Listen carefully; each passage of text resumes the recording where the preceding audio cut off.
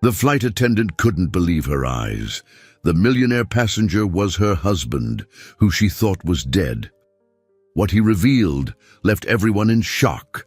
Hello, viewer. Thanks for joining us. Leave a like and share your thoughts in the comments, along with the city you're watching from. Now let's continue with the story. Emma Thompson woke up before dawn in her small Brooklyn apartment, the faint hum of traffic outside reminding her that another day's work awaited. She moved quietly so as not to wake her 9-year-old daughter, Lily, who was tucked beneath a blanket in her bedroom. Every morning, Emma performed the same routine: brush her hair, don the crisp navy blue flight attendant uniform, and make sure her name tag was pinned perfectly. Today felt no different at first, yet an unplaceable heaviness lingered in her chest. Standing in front of the mirror, Emma examined her reflection. Faint lines around her brown eyes, a subtle tiredness in her expression. She was 42, with shoulder-length light brown hair and a slim, upright posture that betrayed her years of airline service. Years ago, these mornings had been more hopeful. She would watch her husband, David, rush to get ready for his own job, and they'd sometimes share a quick breakfast. But after David's helicopter vanished 3 years ago, that easy warmth in the apartment had faded. All that remained was an ache she carried silently. It was nearly 5 p.m. when Emma tiptoed into Lily's room. She gently kissed her daughter's forehead and paused to admire the child's peaceful face. Lily had David's slight dimple and the same warm complexion that used to light up Emma's world. Emma's mother, Margaret, would take Lily to school later in the morning, allowing Emma to head to the airport with a clear mind. Lily was a sensitive child who looked for her father's face in old photographs. Emma always tried to stay composed around Lily, but at times the constant questions about why her daddy never came home made her heart twist.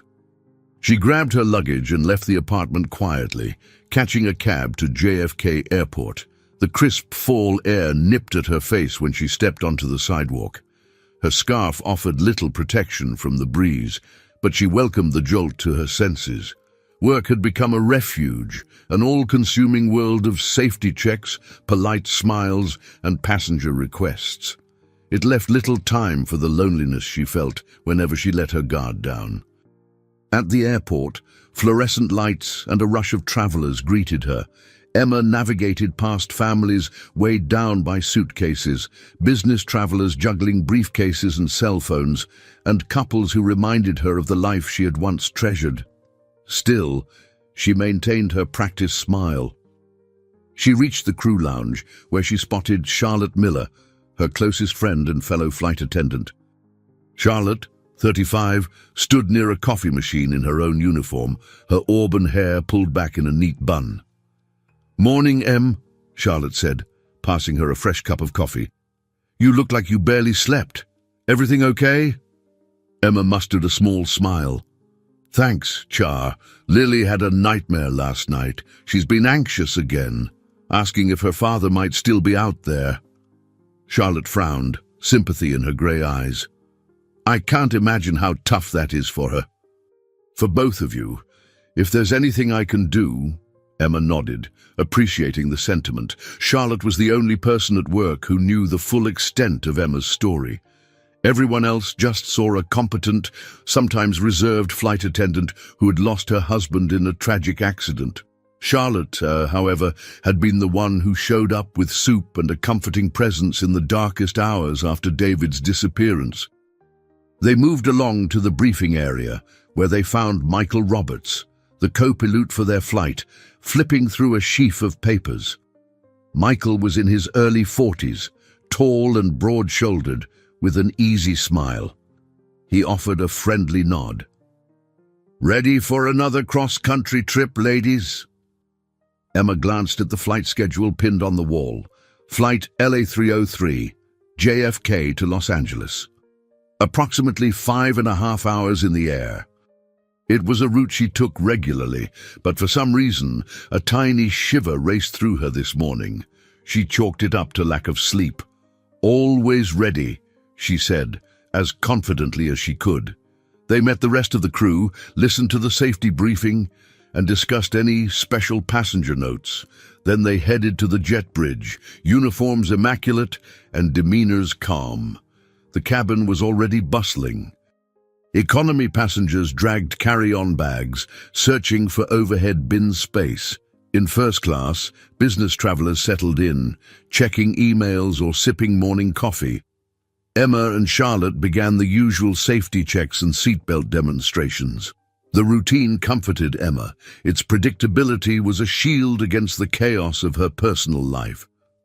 Once she finished the final head count, she stepped to the front of the cabin. That was when she felt a sudden, inexplicable sense of unease, like a whisper in the back of her mind, urging her to stay alert. As the plane taxied down the runway, Emma clutched the edge of a seat to steady herself. She wasn't sure why she felt so on edge, only that the sensation of something out of the ordinary was impossible to ignore. The engines roared. Emma forced a measured breath, continuing her tasks as the aircraft lifted into the sky. She reminded herself that she was safe. Lily was safe at home with Margaret. Everything was normal, yet she couldn't shake the feeling that this flight, which had begun so routinely, would soon change her life more than she ever thought possible. The seatbelt sign blinked overhead as the plane cruised at a steady altitude.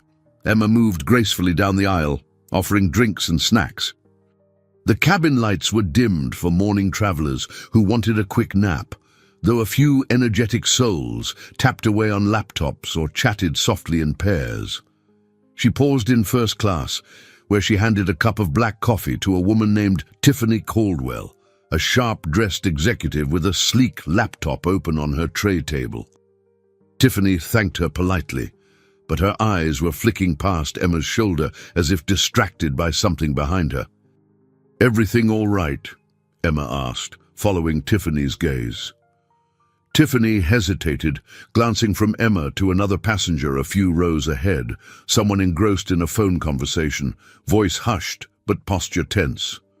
"Yes, I'm fine," Tiffany murmured, turning back to her screen. "Just a bit on edge.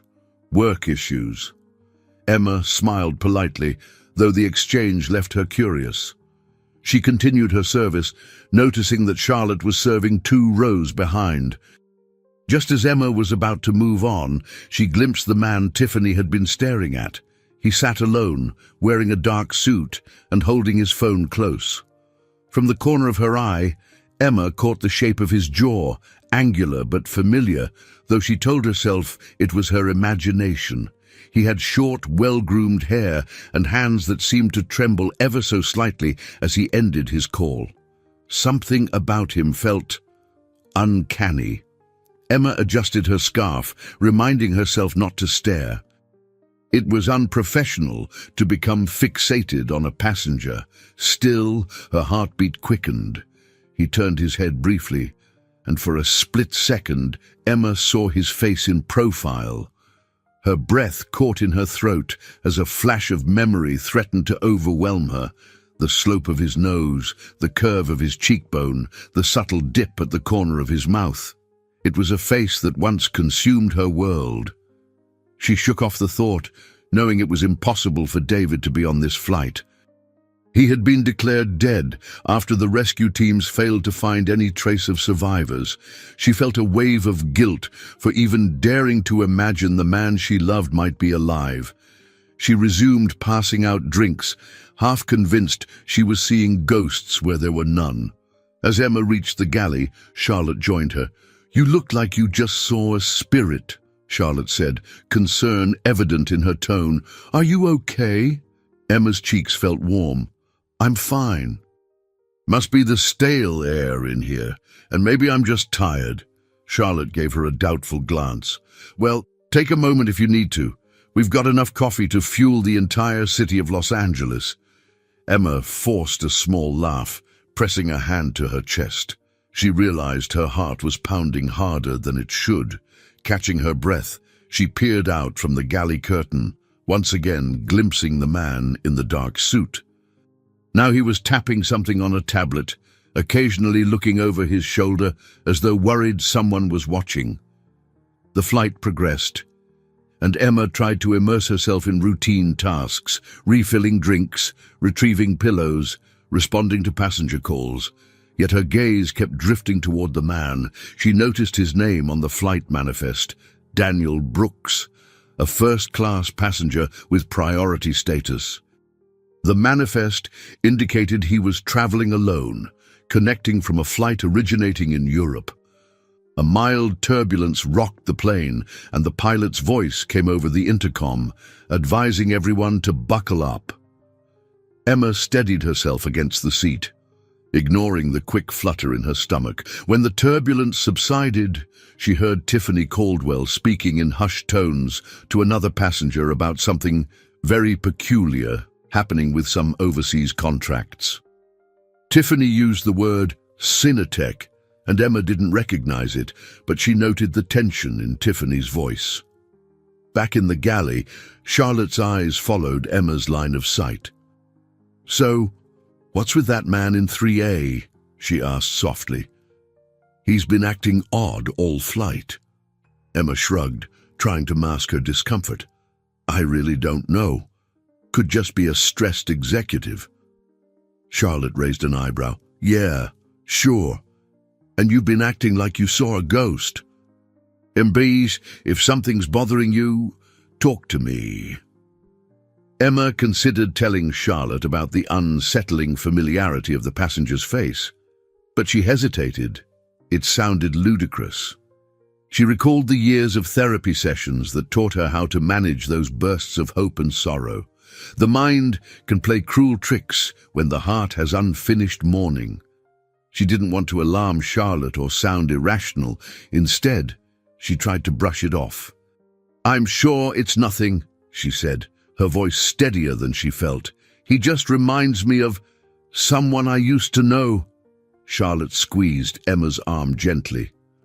"All right, but if you need me, I'm here, okay?" Emma nodded, returning to her duties. She double-checked seatbelts in preparation for a predicted patch of rough weather. Outside the window, clouds thickened across the horizon. The seatbelt sign dinged again, and tension rippled among the passengers. Emma calmly reassured a couple in the row next to Daniel Brooks. As she turned away, she caught sight of him watching her, his expression unreadable. She swallowed hard, unsure why her entire body tingled with apprehension. There was no reason to suspect anything unusual, yet the knots in her stomach spoke otherwise, suggesting that the invisible boundary holding her orderly world together might soon unravel. Emma braced herself against a slight jolt of turbulence, steadying a passenger's cup before it could spill. The plane hummed around her, but her thoughts churned in rapid circles. She had tried to ignore the man named Daniel Brooks, yet she found herself drawn to him again and again. It was as though her mind needed to confirm, over and over, that he was real, that he bore only a passing resemblance to David and nothing more. Making her rounds in economy class, Emma collected discarded coffee cups and offered extra blankets. A teenage girl in a window seat asked Emma about potential places to visit in Los Angeles. Emma answered politely, rattling off tourist hotspots, but her responses lacked their usual warmth. Her concentration wasn't fully there.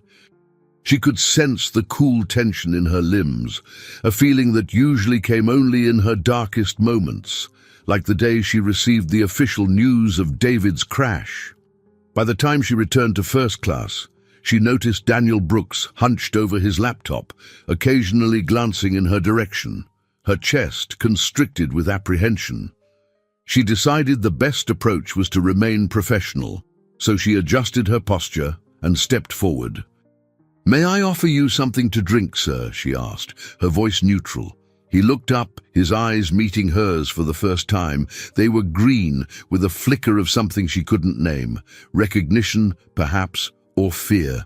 A tiny shock ran through her, making it harder to keep her composure. "Just water," he said softly. His voice was low and calm, a tone that resonated in Emma's memory like an echo from another life. Emma nodded and turned away, her heart thumping in her ears. She poured water into a plastic cup, then handed it to him with a polite smile. Their fingers brushed for an instant, making Emma's breath catch. She forced herself to remain steady, quickly moving on to the next passenger. A few rows behind Daniel sat Tiffany Caldwell, who was now reviewing documents on her laptop. Every so often, Tiffany directed an anxious look toward Daniel, but if Emma approached, Tiffany smiled politely and went back to her work. It was as if both Tiffany and Daniel were aware of each other in a tense, silent way. Emma tried to shake off the paranoia creeping into her mind. She was just a flight attendant after all. Whatever corporate drama they might be involved in wasn't her concern, unless it became a safety issue. Back in the galley, Emma leaned against the counter, eyes closed. She felt Charlotte's presence beside her. "You're pale," Charlotte said, concern lacing her tone. "Take a moment. Breathe." Emma inhaled deeply, counting to 3, then released the breath. "I'm okay," she muttered, "just trying to keep it together." Charlotte studied her friend's face carefully. "I know that look. You're upset. You keep glancing at that passenger like you think you know him." Emma opened her eyes, tears threatening to spill. "He reminds me of David," she whispered, hating how the words tasted. "It's insane, Char. He's gone. I was at his funeral." Charlotte's expression softened. "I'm sorry. This must be ripping old wounds wide open." Emma nodded. "I feel ridiculous. It's just, their voices are alike. The way he moves his hands when he talks. And for a second, I thought I saw David's ring on him, but I must be imagining things." Charlotte reached out and squeezed Emma's hand. "You went through something unimaginable. No one can blame you for feeling rattled." She paused, seeming to choose her words carefully. "But maybe you should get a better look, just so you can confirm it's not him. Could give you peace of mind." Emma swallowed the lump in her throat. "Maybe," she conceded, though her stomach twisted at the thought of confronting him further. An hour later, the plane hit another patch of turbulence. The captain's voice crackled through the speakers, warning passengers to stay seated and crew to buckle up if possible. Emma and Charlotte hurried to secure carts and ensure overhead bins were locked. As Emma walked down the aisle, she noticed Daniel gripping the armrest. She knelt by his seat, offering quiet reassurance that it was just light turbulence. He managed a tight smile and thanked her. In that moment, just inches from his face, she caught a faint scar on the underside of his jaw, small but unmistakable, like a mark she vividly remembered on David. She'd kissed that scar 1,000 times, teasing him about the silly bike accident that caused it. The realization hit her like a physical blow, and her knees nearly buckled. She forced herself to stand, forcing a polite nod, then moved on. But her mind spiraled with a single, terrifying thought. If this man truly had that identical scar, he wasn't just someone who resembled David. He might actually be David, the husband she believed lost forever.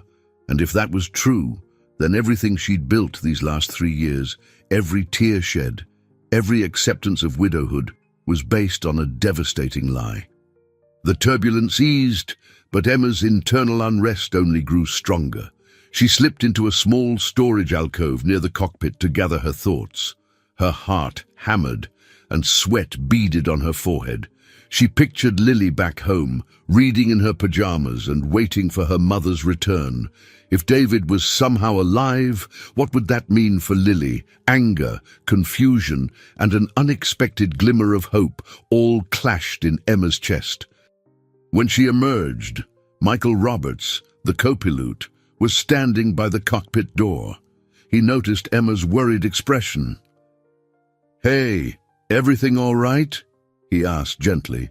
She mustered a tight smile. "Just the usual mid-flight jitters," she replied, knowing she couldn't confide her wild suspicions to him. Michael, though friendly, wasn't someone she felt comfortable sharing something so personal, especially something that sounded so impossible. "All right," Michael said, stepping aside to let her pass. "But if you need anything, or if something's off, you can always come to me." She thanked him, touched by his concern, but unwilling to bare her heart. She headed back to first class, where Charlotte was checking on passengers. Emma began assisting with water refills, her eyes scanning for Daniel Brooks. He was now leaning back in his seat, laptop closed. At first glance, he looked completely at ease. But Emma noticed a tremor in his fingers, a quick glance toward the aisle, as if he too was wrestling with private turmoil. Emma's mind spun with a dozen questions. If this man truly was David, why on earth would he fake his own death? Why remain hidden all this time, leaving her and Lily to grieve? She thought of the day the helicopter vanished, how David had seemed tense before leaving, but told her it was just a high-stakes project. She recalled how, in the weeks leading up to that final flight, he'd received odd phone calls at night, and how he often reassured her everything was fine. It was all heartbreakingly suspicious in hindsight. After the seatbelt sign was turned off, passengers began to relax again. Emma approached Charlotte, gently took her friend by the elbow, and guided her toward the galley for a moment of privacy. "I need your advice," Emma whispered urgently. "What if I'm not just imagining things? What if he really is David?" Charlotte's eyes widened. "Emma, you've lived with that loss for 3 years. If he truly is David, there must be a monumental reason for his disappearance." Emma nodded, her breath shallow. "But how can I even approach him about it? We're at 35,000 feet, for heaven's sake. It feels insane." Charlotte pursed her lips, a look of compassion crossing her face. "Maybe wait until we land. If you confront him now, it could escalate into a scene.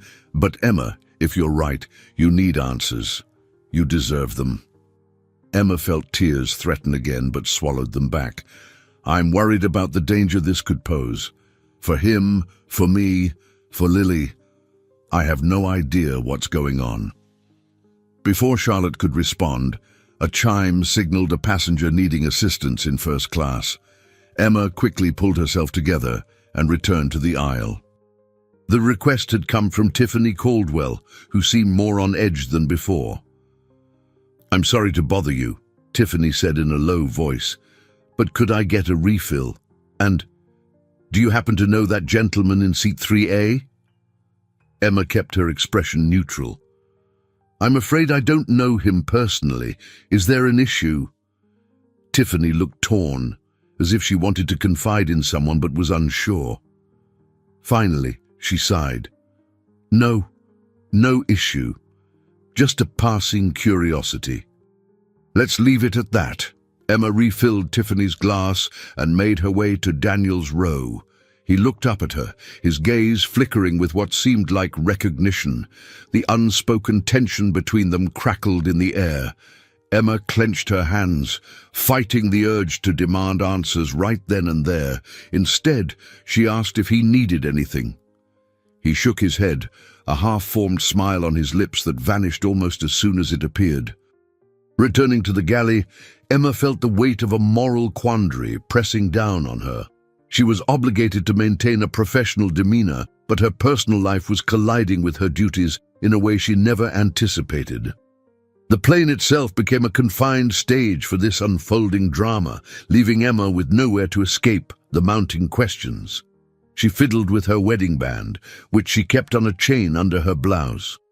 It was a habit she had never fully let go of, even after David's supposed death. The metal felt cool against her fingertips, a reminder of promises made and, apparently, broken. A wave of anger shot through her.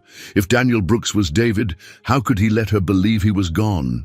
And if he wasn't David, why did every fiber of her being scream otherwise? The steady hum of the engines provided a backdrop to Emma's internal storm. As the flight neared the halfway point, she realized she would have to decide how to handle this unsettling situation. Every time she passed Daniel Brooks's seat, her thoughts tumbled wildly. She felt equal parts desperate to speak with him and terrified of what she might discover. Charlotte approached with a sympathetic look. "The captain just informed me we might hit a stronger patch of turbulence within the hour. Hopefully not severe, but we should be ready." Emma nodded automatically. "All right, let's secure everything we can. We might want to hand out any refreshments now, just in case." They began distributing water and snacks throughout first class. When Emma reached Daniel's seat, he accepted a small bag of pretzels without a word. She sensed a tension in him, as though he was waiting for her to speak. Yet neither of them broke the silence. Minutes later, the turbulence arrived like an unwelcome guest. The aircraft bounced suddenly, causing passengers to gasp and grip their armrests.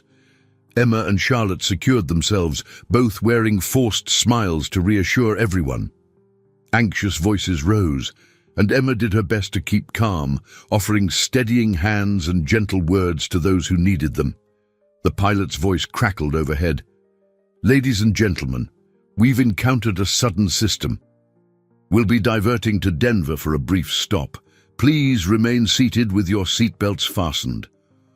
A ripple of concern spread through the cabin. Some passengers groaned about missed connections, while others worried about safety.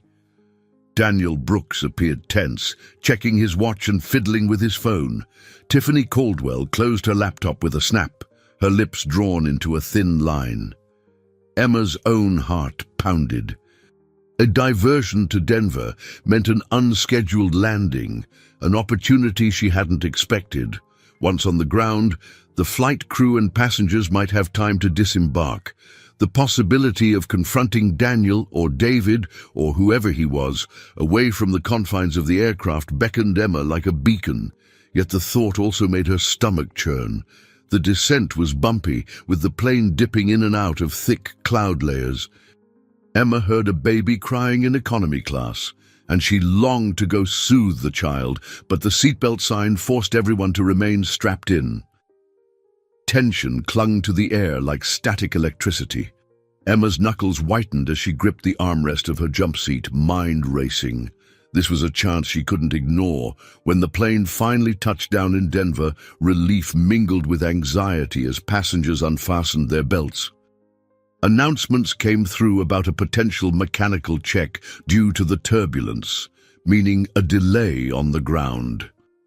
Emma stood, adjusting her uniform, and prepared to help coordinate the temporary disembarkation. Charlotte whispered, "You should talk to him once we're off the plane." Emma bit her lip, fear warring with resolve. "I have to," she said, voice trembling. "But I'm scared. If it really is David..." "Charlotte, how do I handle that?" Charlotte squeezed her hand. "One step at a time. You need answers, and if he's not David, you can put this painful uncertainty behind you." They began assisting passengers into the terminal, guiding them to a small waiting area while the maintenance crew inspected the aircraft.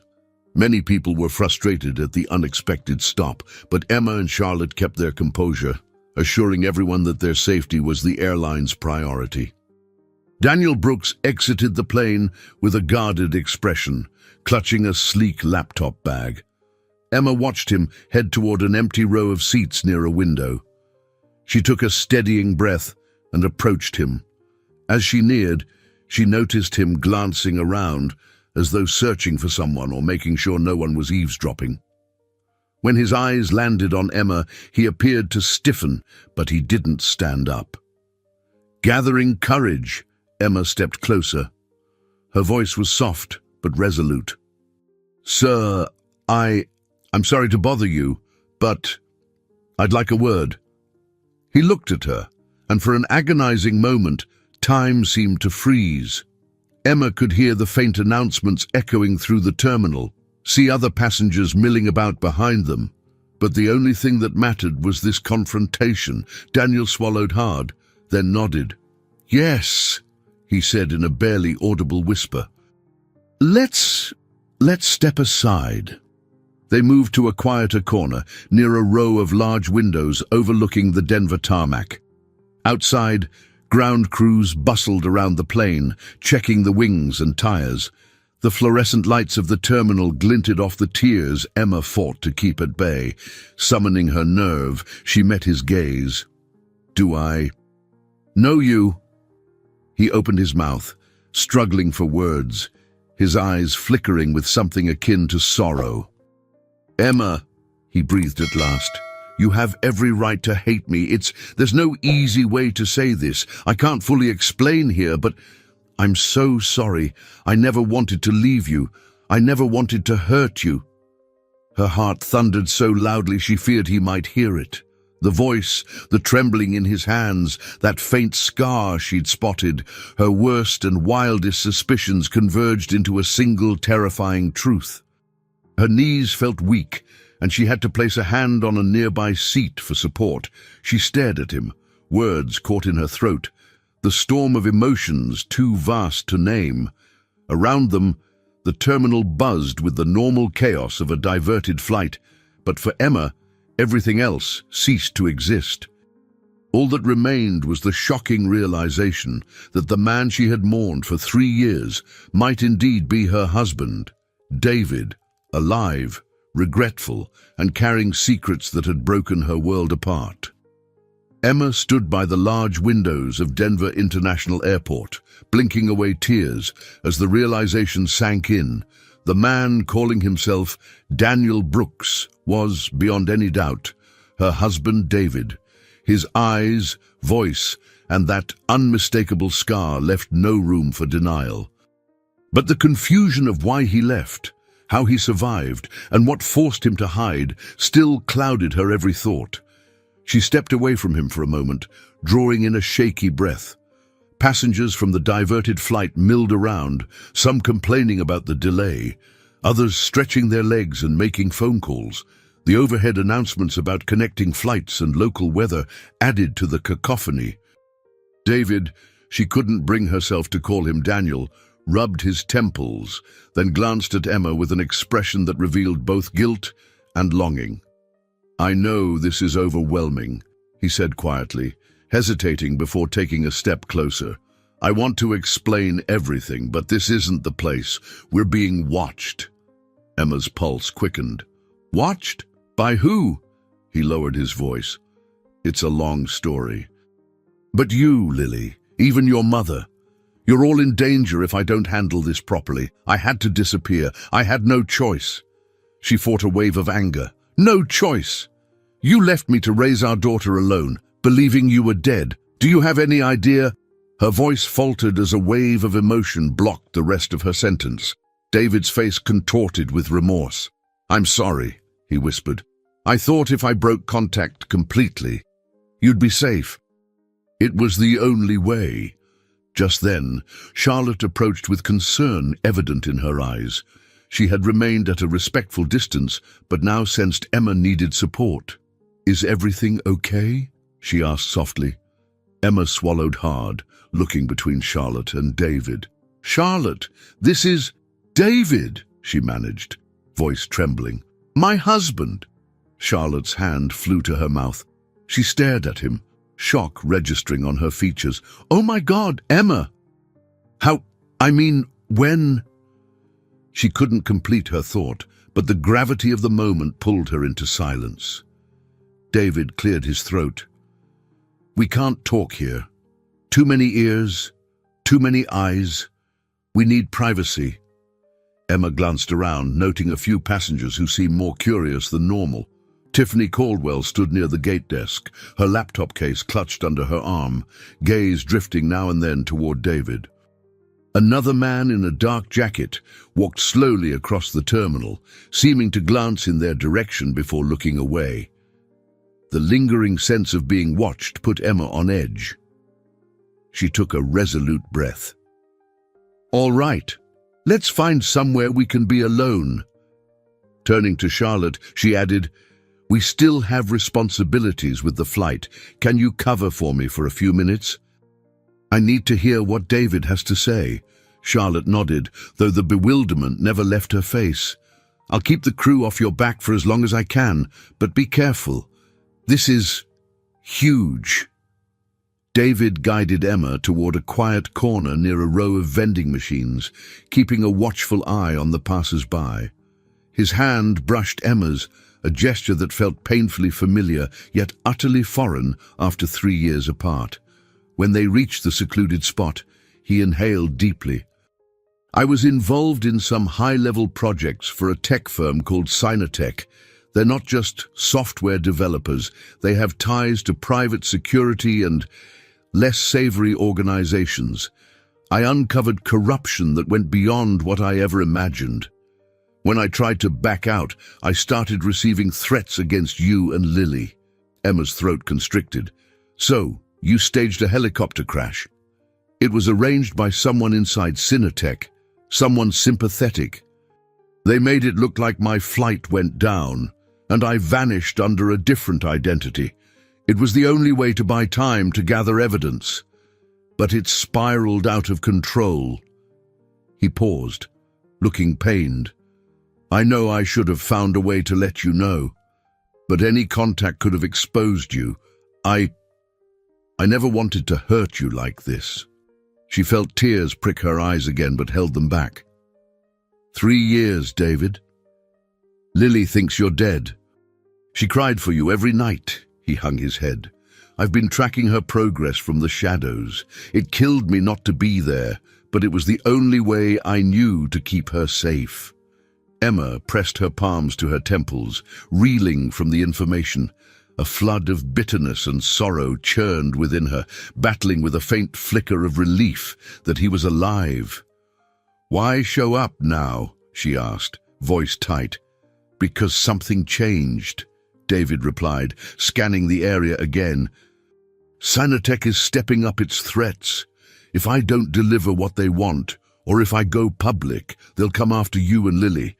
I need to find a way to finish this before it's too late, and I can't do it alone. His words hung in the air. Emma recognized the urgency, the edge of genuine fear. We have a couple of hours at most before they clear the plane to continue to LA, she murmured. After that, what happens? David raked a hand through his hair, looking weary.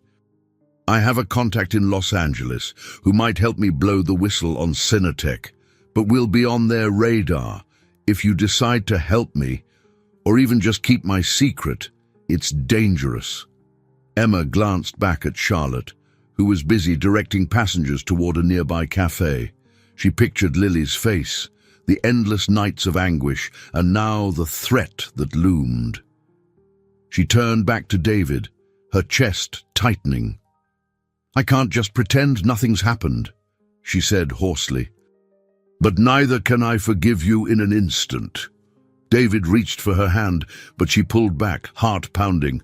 I understand, he whispered. I'll do whatever it takes to earn your trust again, but right now, we have to make a plan. Emma hurried back to where Charlotte stood, watching passengers mill around nervously. Charlotte caught Emma's eye and raised her brows in silent question. Without explanation, Emma led her friend a few steps away from the bustle. David needs a secure place to talk. He's apparently in serious trouble, Emma murmured. She noticed the confusion in Charlotte's face and realized how vague it all sounded. I can't even begin to tell you everything, but I need your help covering for me, Charlotte sighed, pushing a lock of auburn hair behind her ear. You know I've got your back, Em. I don't even know what to say, though. This is unbelievable. Before Emma could respond, they heard the overhead announcement instructing passengers to remain near the gate area. The plane was being inspected, and the crew needed to wait for further instructions. Emma's supervisor, a stern woman named Roberta Summers, stood by the gate podium, flipping through paperwork. Emma smoothed her uniform and steeled herself. She approached Roberta with a practiced calm. Everything all right, Roberta? Roberta looked up, her thin lips curving down in a perpetual frown. They're saying we might be here another hour at least. I'm trying to coordinate meal vouchers for the passengers. Her eyes flicked to Emma, noting the tension. "You doing okay?" Emma nodded, forcing a tight smile, "Just making sure our passengers are comfortable. If you don't mind, Charlotte and I will check in on them and see if anyone needs extra assistance." Roberta appeared satisfied with that. "Do it quickly. We don't know how long it'll be until we reboard." Emma and Charlotte used the opportunity to guide groups of travelers to the nearby restaurant options. Tiffany Caldwell lingered by a charging station, occasionally glancing toward David, who was typing on his phone at a small table. Emma avoided Tiffany's eye, not wanting to spark more suspicion. In hushed tones, Charlotte asked, "Did he explain anything about how he survived?" Emma drew in a breath. "Yes, something about a staged crash, corporate corruption, threats. I still don't understand it all. I'm furious, but I also can't ignore him. He looks genuinely scared." Charlotte squeezed Emma's arm. "I'm worried for you. But if he's telling the truth, you might be in danger too." Her gaze shifted to David. "I can distract Roberta while you and David talk. Go somewhere you won't be overheard, but don't let him corner you." Emma gave Charlotte a grateful look, remembering all the times her friend had been her rock. She walked over to David, who immediately stood, tension in every muscle. "We have maybe an hour," she whispered. "Follow me!" She led him through a side hallway that opened onto a quiet lounge, usually reserved for airline employees. The lights were dim, the furniture worn but comfortable, and there was no one else around. Emma closed the door behind them, her hand trembling on the knob. David stood a few feet away, hands in his pockets, studying her face as if searching for clues of her state of mind. "Emma," he began softly, "I know you need answers, but I'm begging you to consider the risks. If you stay too close to me, you might get hurt." She crossed her arms, a swirl of anger and relief battling inside. "You already hurt me, David, and you hurt Lily. We grieved for you. I don't know if I can forgive that." David swallowed hard, guilt radiating from him. "I understand. I wish I could undo it, but my priority was keeping you alive. If you only knew some of the things I uncovered." He exhaled sharply, as though the weight of his secrets was crushing him. "Cinetech has powerful connections with private security groups. They're working on something involving national defense contracts. And I stumbled on irregularities, kickbacks, illegal tech sales overseas. When I started asking questions, they threatened you and Lily. I got word from an inside source that an accident was being arranged for me. So I agreed to vanish on my terms to keep it from touching you." The sincerity in his voice tugged at Emma's resolve. She almost wanted to throw her arms around him, weep into his shoulder about the hell these past years had been, but she steeled herself. "Now they've found you," she said. "Or they're close, aren't they?" He nodded, stepping closer. "I need to speak with someone in LA, someone who can protect us, get the evidence to the right hands. But if Cinetech finds out I'm alive before I can deliver everything, they'll come for me, and they won't hesitate to use you as leverage." Emma felt her chest tighten. She thought of Lily, safe at home with her mother, at least for now. "What do you want from me?" "Honesty," David replied, lowering his gaze. "A chance to earn back your trust, and your cooperation once this flight continues. I can't do this alone. I never meant to drag you into this mess, but you deserve the truth now." Emma's breathing turned ragged, and she pictured Lily's face. "If you're serious about wanting my help, then we protect Lily first. That's non-negotiable, and I want real answers, no more half-truths." David nodded slowly. "Agreed. Whatever it takes." Outside the lounge, footsteps echoed. Emma tensed, worried they'd been discovered, but the footsteps faded away, leaving them alone again. She realized that in choosing to listen, she was crossing a threshold into a new reality, one where David was not a memory, but a living, breathing man with dangerous secrets. The fear twisted in her gut, but so did a strange, desperate spark of hope. They rejoined the crowd near the gate, just as Roberta's voice crackled through the overhead speakers, announcing that repairs were nearly done and passengers should prepare for reboarding. Emma's heart pounded at the idea of returning to the confined space of the aircraft with David and potential threats lurking among other travelers. It felt like stepping into another realm, one where the normal rules of her professional life no longer applied. Passengers shuffled toward the podium, scanning boarding passes again. Charlotte stood off to the side, expression tight. Emma approached, leaning in to speak quietly. "We don't have long. He says there's danger involved, but that he won't let me get hurt. I'm torn, Char." Charlotte put a gentle hand on Emma's shoulder. "You've got to trust your instincts. If you believe he's telling the truth about these threats, maybe you should keep him in sight. So you can watch each other's backs." Emma nodded, albeit reluctantly. "Yes. I just can't believe how everything turned upside down in a single day." The line began to move, and Emma and Charlotte joined the passengers in boarding again. David passed by them, nodding once, a silent assurance he would cooperate.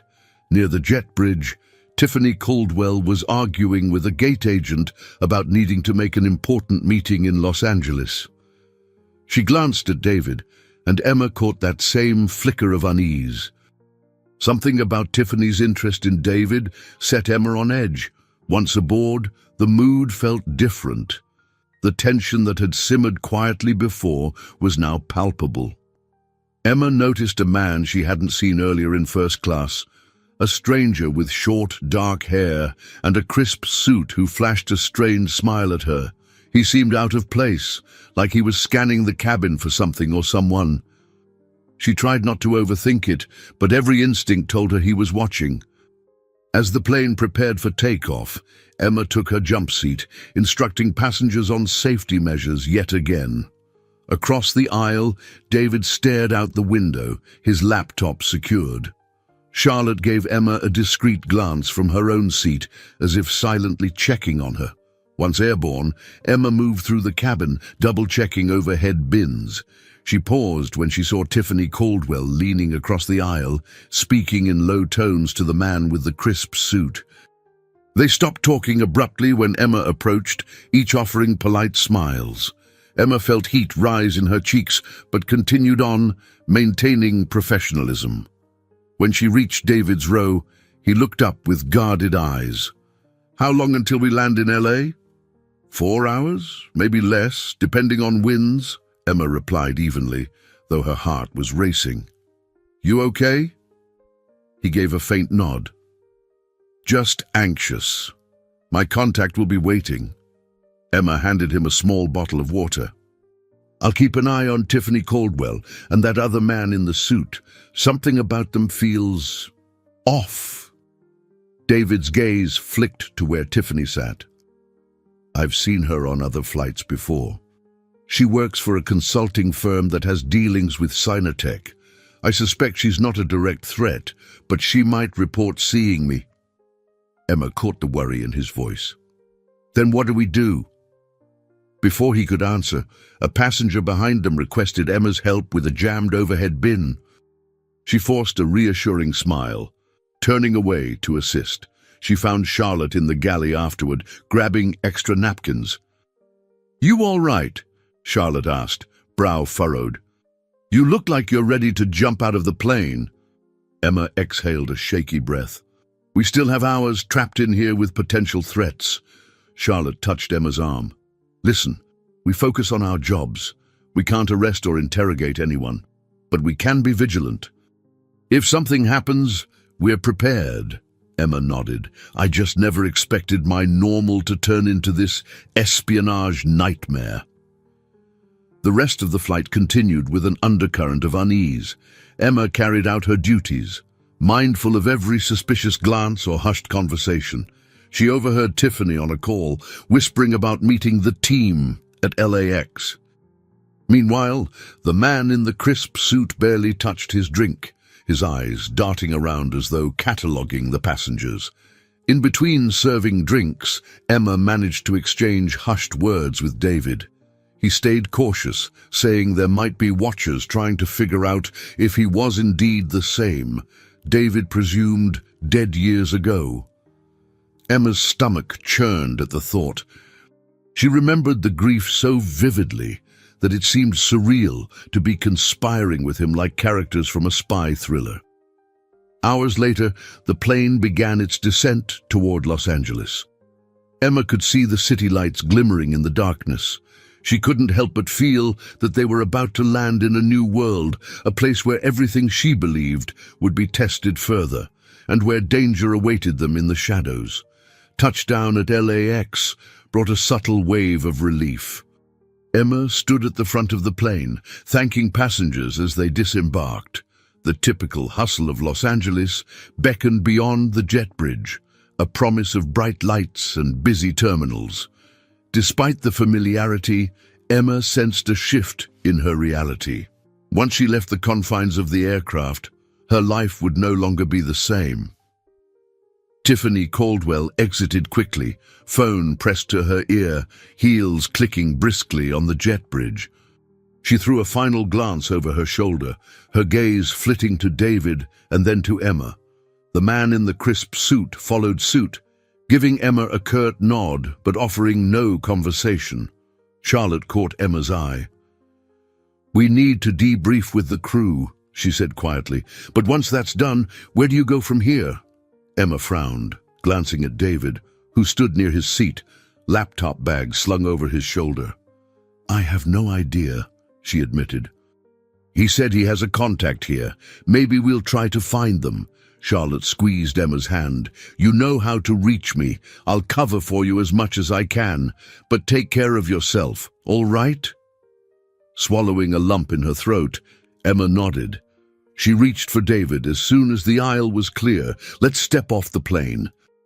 People are waiting to clean for the next flight anyway." David followed her into the jet bridge, keeping a cautious distance from other disembarking passengers.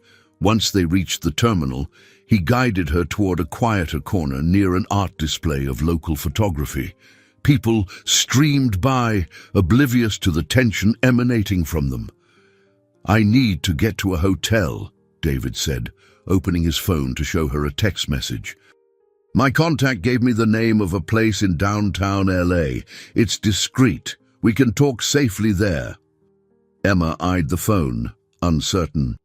"I can't just leave my responsibilities, David. I'm still on duty until I officially sign off. Then there's Lily back in New York. I promised to call her after landing." He nodded, pocketing his phone. "I understand. Just tell me where to wait, and I'll make sure to be there." "We have to plan our next move." Emma glanced around the bustling terminal, her mind spinning. She should be heading to the crew lounge, filing a post-flight report. Instead, she was torn between duty and the frightening, urgent situation at hand. "Give me an hour," she said at last. "I need to check out with the airline and let Charlotte and the others know I'm safe." David hesitated, as though wanting to say more, but simply offered a tight smile. "1 hour. I'll wait at the coffee shop near baggage claim." Emma left him there and hurried back to find Charlotte. She found her friend near the baggage carousel, already finishing with crew formalities. Roberta was nowhere in sight, likely dealing with another administrative task. Charlotte handed Emma her own carry-on bag. "Got your stuff?" Roberta asked if you were okay, and I told her you had a migraine from the turbulence. Emma managed a wry grin. "Thank you. You're a lifesaver." "So, what's next?" Emma exhaled. "I'm supposed to meet David at the coffee shop by baggage claim. He says he has a safe place to stay in downtown LA. I don't know if I'm going with him or if I'm just going to talk and leave. My mind's in knots." Charlotte glanced around to ensure no one was listening. "Listen, be careful. If you decide to go with him, at least let me know where. Text me the address. And call your mom. She and Lily need to know you might be busy for a bit." A wave of apprehension flooded Emma, but she thanked Charlotte and hugged her goodbye. She found a quieter corner of the terminal to place a call. Her mother answered on the second ring. "Emma," Margaret sounded relieved. "How was your flight, dear?" Emma forced her voice to be steady. "We hit some turbulence, but we're okay. I might be delayed. There's, some unexpected work stuff." "Could you keep Lily tonight? I'll call her in the morning." Margaret hesitated. "Of course, but is everything all right?" Emma swallowed hard. "Yes, just complicated. I'll fill you in soon." She ended the call, guilt churning in her stomach. Lying wasn't her nature, especially not to her mother, but how could she possibly explain that Lily's father had returned from the grave? She shouldered her bag and made her way to baggage claim. The coffee shop wasn't busy. Tired travelers sipped lattes and tapped away at phone screens. David stood near a pillar, arms folded, scanning the crowd. When his eyes landed on Emma, a flicker of relief crossed his face. They retreated to a corner table.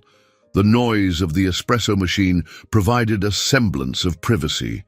David leaned forward, voice low.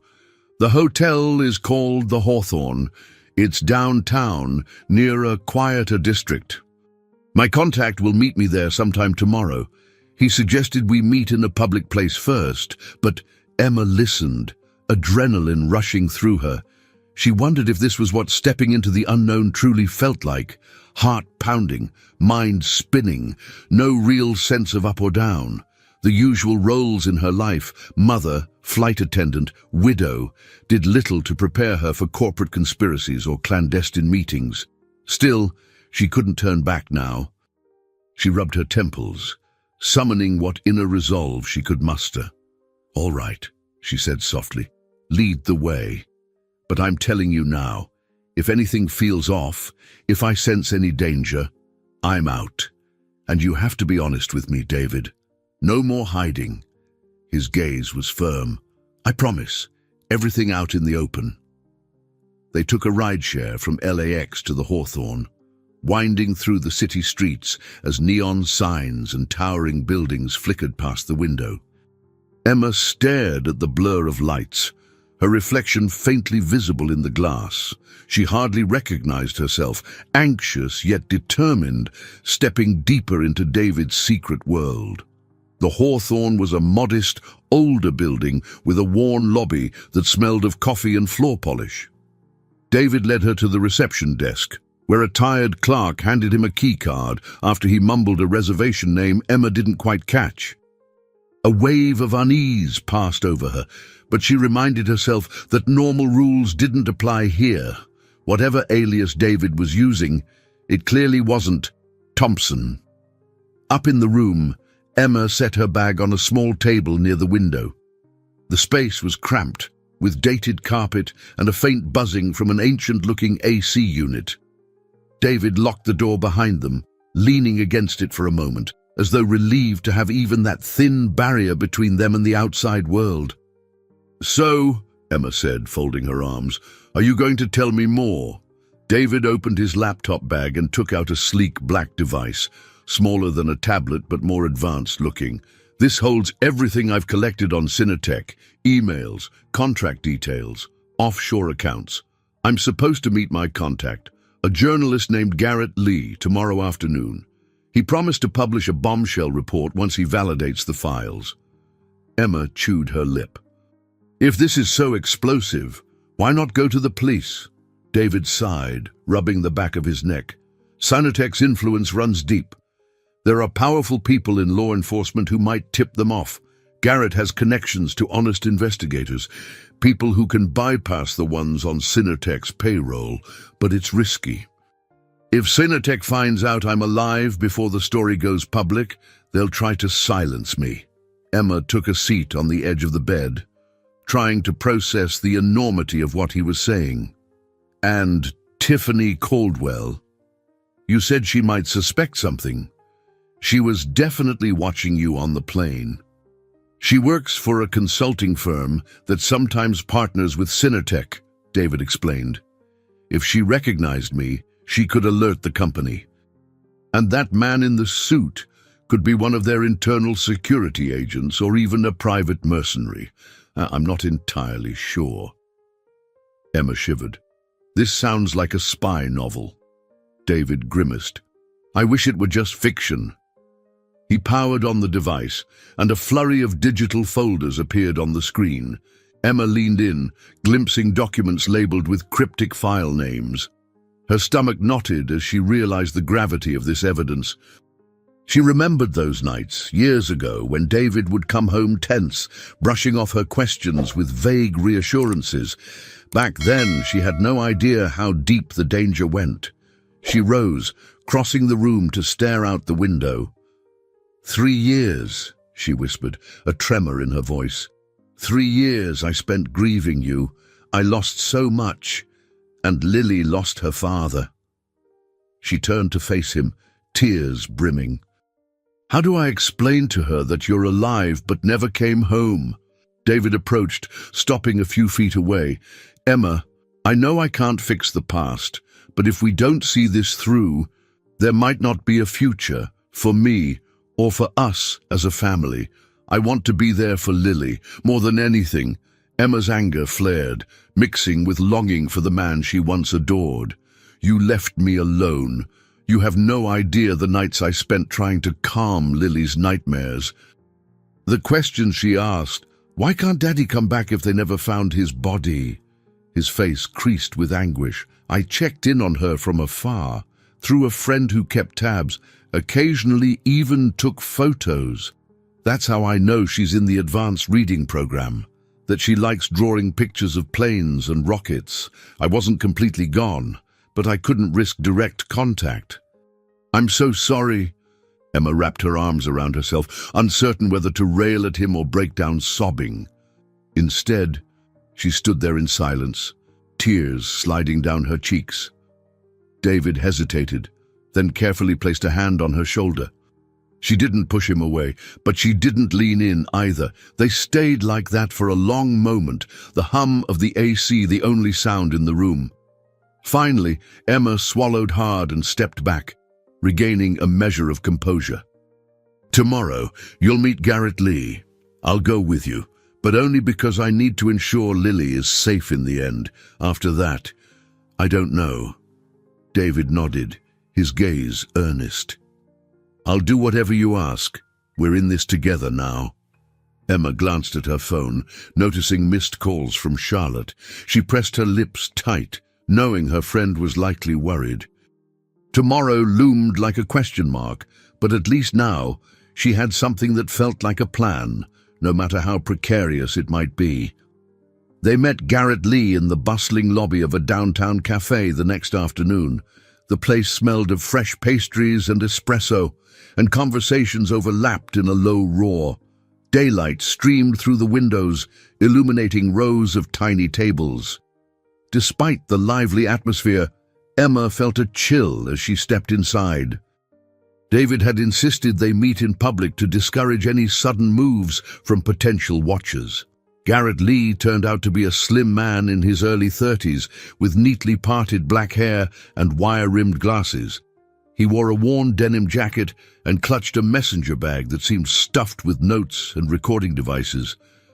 When he spotted David, Garrett's eyes widened briefly in recognition.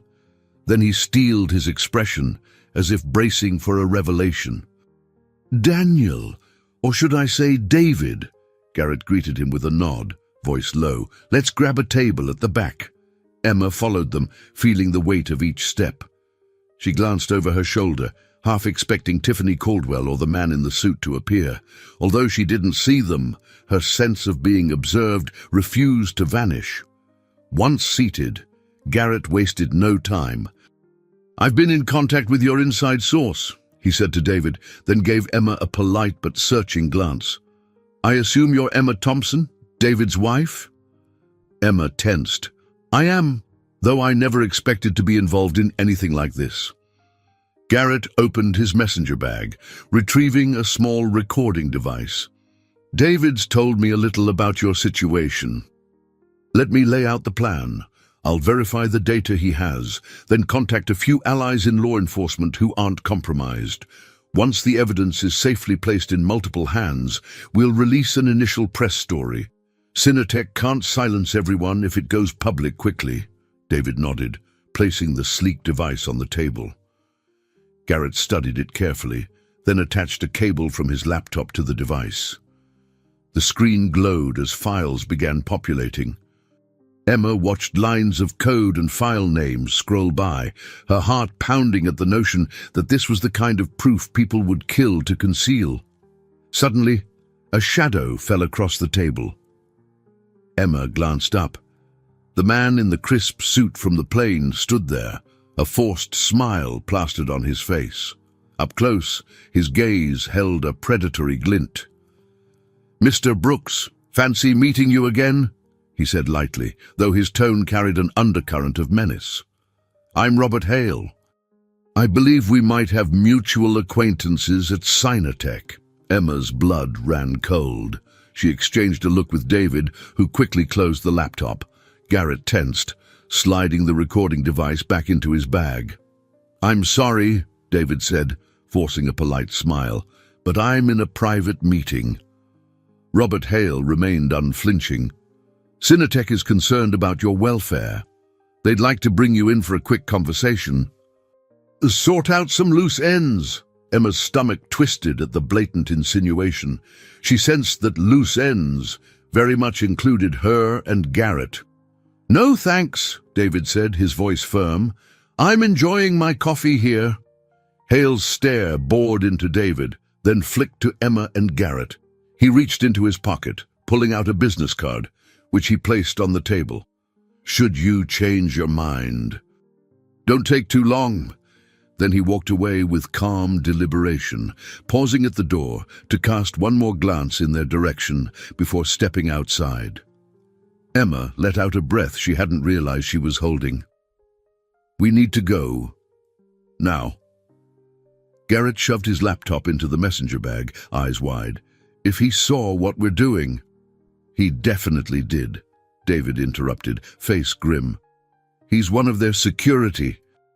They'll have people watching us."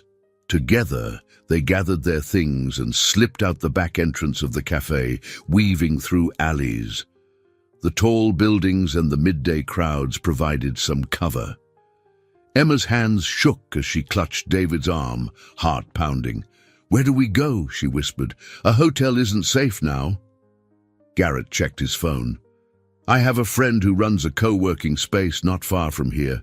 It's busy, lots of foot traffic. Harder for them to corner us. We can lie low there for a bit while I upload this data to multiple secure servers."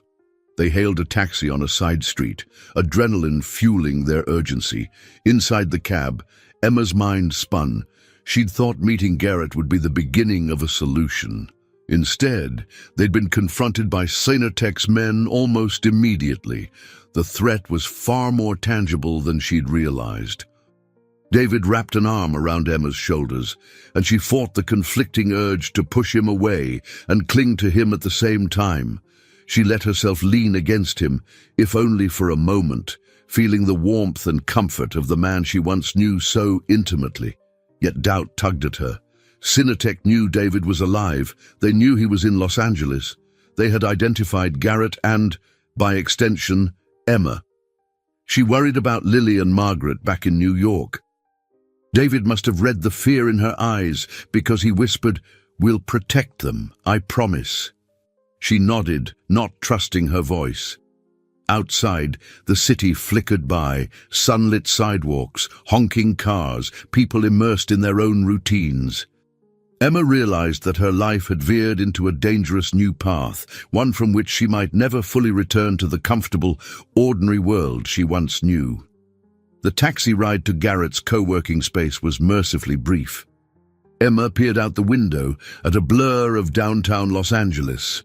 Tall office buildings, eclectic storefronts, people hurrying along the sidewalks. She tried to calm her breathing, but the adrenaline from their cafe encounter still pulsed through her veins.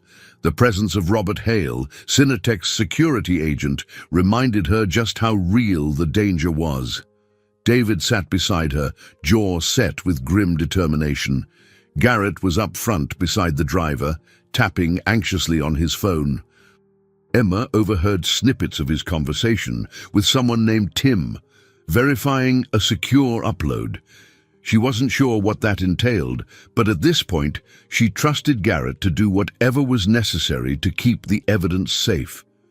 Within minutes, the taxi pulled up in front of a modern brick building with large windows. A small sign read Club Solutions Workspace in stylish lettering. Garrett paid the driver, then motioned for Emma and David to follow him through a glass door into a bright foyer. The interior had an industrial chic vibe, exposed beams, potted plants, and people hustling between desks with laptops or coffee cups in hand. Garrett led them down a hallway into a private conference room, typically used for client meetings. It was a modest space with a single rectangular table, several chairs, and a large whiteboard. The moment Emma stepped inside, she felt a ripple of relief. At least here they had some privacy. Shutting the door behind them, Garrett exhaled. "All right, this should give us a little breathing room. My friend Tim is letting us use this place under the radar." He set his messenger bag down and pulled out his laptop and the small black device containing David's files. Emma pressed her back against the wall, trying to steady her nerves. "So, what now? You said you were going to distribute the files, but won't Cinetech keep coming after you?" Garrett plugged a USB cable into his computer. "I'm working on uploading all the data to multiple secure cloud servers. Once that's done, I'll give the passcodes to several trusted contacts. That way, if anything happens to us, the information still goes public." David nodded and placed a hand gently on Emma's shoulder. "It's the best strategy. If Cinetech can't contain the data, their threats lose power, but we still need to watch our backs. They'll want to intercept or discredit anything we release." Emma swallowed. She thought of Lily and Margaret safely in New York, or so she hoped. "I need to check on my daughter," she said, glancing at David, "and I need to let Charlotte know we're okay." David squeezed her hand. "I'm sorry for dragging you into this. Make your calls." "I'll help Garrett with the encryption keys." Emma found a corner by the conference room window. She dialed her mother and waited for the ringing to stop. Margaret answered on the second ring, concern evident in her voice. "Emma, everything all right? You sound breathless." Emma released a shaky sigh. "I'm fine, Mom. Just had to rearrange some things with work. How's Lily?" "She's good. Worried about you, though. You said you'd call earlier." A pang of guilt hit Emma. "I know. Things got hectic. Let Lily know I love her, and I'll call again soon, okay?" She hesitated, wanting to say more. But how could she explain that her supposedly dead husband was alive, and they were entangled in a corporate conspiracy? Margaret picked up on the hesitation. "Are you sure you're safe, Emma?" "I will be," she promised, voice trembling. "I'll come home as soon as I can." With that, she ended the call, cheeks burning with a mix of relief and remorse. She then texted Charlotte, "We're safe. With Garrett at a secure place downtown. We'll update you soon." Almost instantly, Charlotte replied, "Stay alert. Let me know if you need backup or an excuse to return to NYC." Emma had to smile despite the tension. She was grateful for her friend's unwavering support. Returning to the table, she heard Garrett cursing under his breath. "They're flooding my inbox with fake emails, phishing attacks. Someone's trying to compromise my login credentials." He tapped furiously, closing suspicious messages. "They're good, but I have extra layers of encryption set up." David hovered at Garrett's shoulder, brow furrowed. "Can you still upload everything?" "Working on it, but I might need more time than expected," Garrett replied.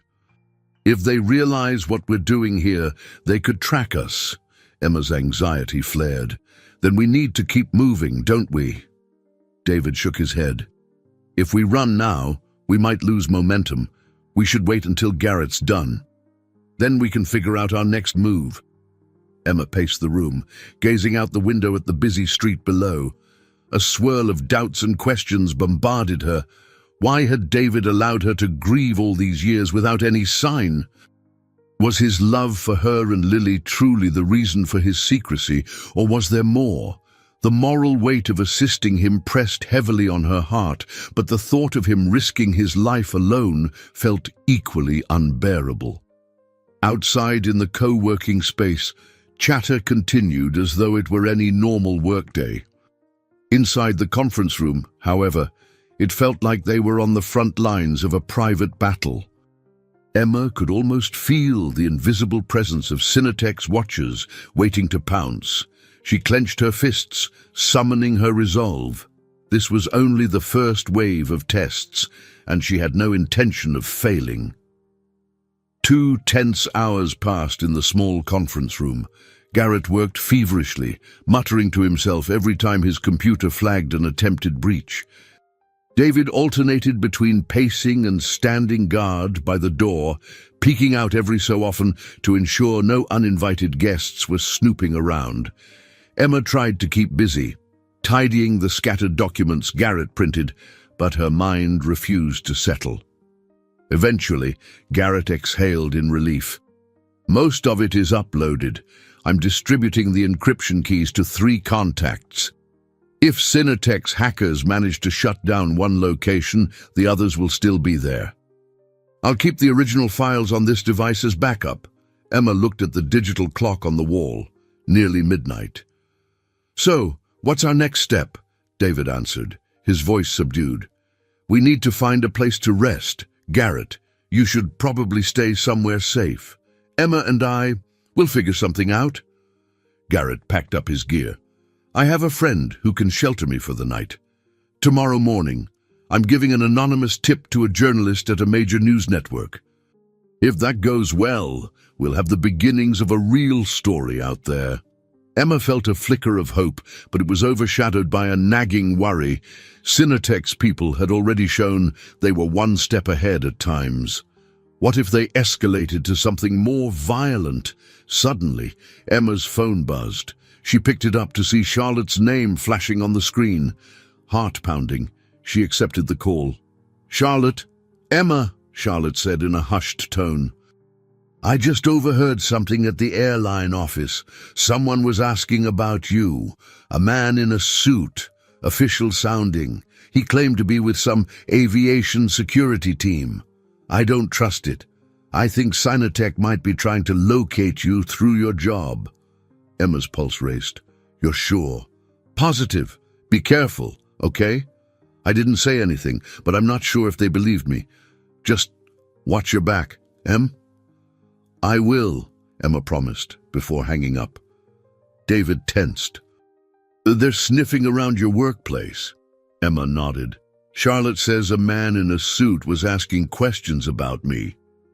Garrett slung his messenger bag over his shoulder. They'll keep digging. Let's not stay here too long. I'll split off now. I suggest you two find someplace off the grid. Pay cash if you can.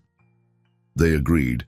Emma and David watched Garrett slip out into the hallway, adopting a casual air as he merged with the other co-working night owls.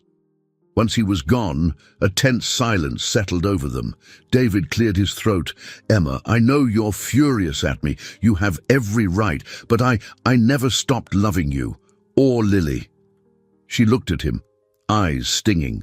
Then why didn't you trust me enough to tell me something, anything? I spent 3 years of birthdays, holidays, and school events alone, trying to explain to our daughter why her dad wasn't coming home. His shoulders sagged with regret. I didn't want to risk your life by looping you in. I thought the less you knew, the safer you'd be. But looking back, maybe I was a coward. Maybe I couldn't handle seeing your face and knowing that you were in danger because of me. The raw honesty in his voice tugged at Emma's heart. She hated the swirl of conflicting emotions, love, betrayal, longing, anger. She wanted to scream at him and hug him all at once. Instead, she pressed her palms to her temples. I just don't know how to forgive you, or if I can. David swallowed hard. I understand. Let's deal with one crisis at a time, okay? Once this threat is gone, I'll do whatever it takes to make amends, if that's even possible. They left the conference room quietly, slipping onto the street through a side exit. The city at midnight was both alive and strangely peaceful. Neon lights and the constant hum of distant traffic created a kind of urban lullaby. Emma clung to her purse, half expecting Robert Hale or another Cinetech operative to appear. They walked several blocks, scanning the signs for a motel. Eventually, they found a modest establishment with a flickering neon vacancy sign. Emma requested a room, paying in cash under a name Charlotte once used for group reservations. The older desk clerk didn't bat an eye. Inside the small motel room, Emma locked the door and checked the windows. She felt a pang, remembering how David used to joke about her obsessive security checks whenever they traveled. Now, that habit felt less like a quirk and more like a necessity. They set their belongings down, exhaustion weighing on them. Emma sank onto the edge of the bed. We can't keep running forever. The moment Cinetech realizes you're about to leak their secrets, they'll tighten the net. David knelt beside her, resting a hand on her knee. That's why we trust Garrett's strategy. Once the story breaks, they won't be able to hide. Then we'll work on official protection for you and Lily. Emma nodded, though doubt lingered. Her morals clashed with a cold, underlying fear. What if David's reappearance only spelled disaster for Lily? She steeled herself, knowing she'd do anything to protect her child, even if it meant risking her own heart or aligning with a husband she barely recognized anymore. Morning light seeped through the thin curtains, and Emma woke with a start. She'd slept fitfully, dreaming of helicopter blades slicing the sky and Lily's distant cries. Across the room, David was hunched over the small motel desk, typing on his phone. He looked up as she stirred, a mixture of caution and concern in his gaze. "Any news?" Emma asked, voice thick with grogginess. David nodded. Garrett texted. He successfully distributed the files, but he got word that Cinetech is pressuring the news outlets to hold the story, threatening legal action if they publish unverified content. Emma sat up, running a hand through her hair. "So they're trying to stall," he sighed. "Yes, but Garrett also mentioned that an internal source at one major paper might push forward anyway. We just have to be ready for a fight."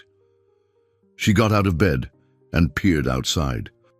The parking lot looked normal enough, just a few cars, a man walking his dog, the clerk sweeping near the lobby. No sign of suspicious onlookers. Yet Emma couldn't shake the feeling that someone was always watching. Her phone buzzed with a text from Charlotte. "Any updates? Stay safe." Emma texted back. "Safe for now.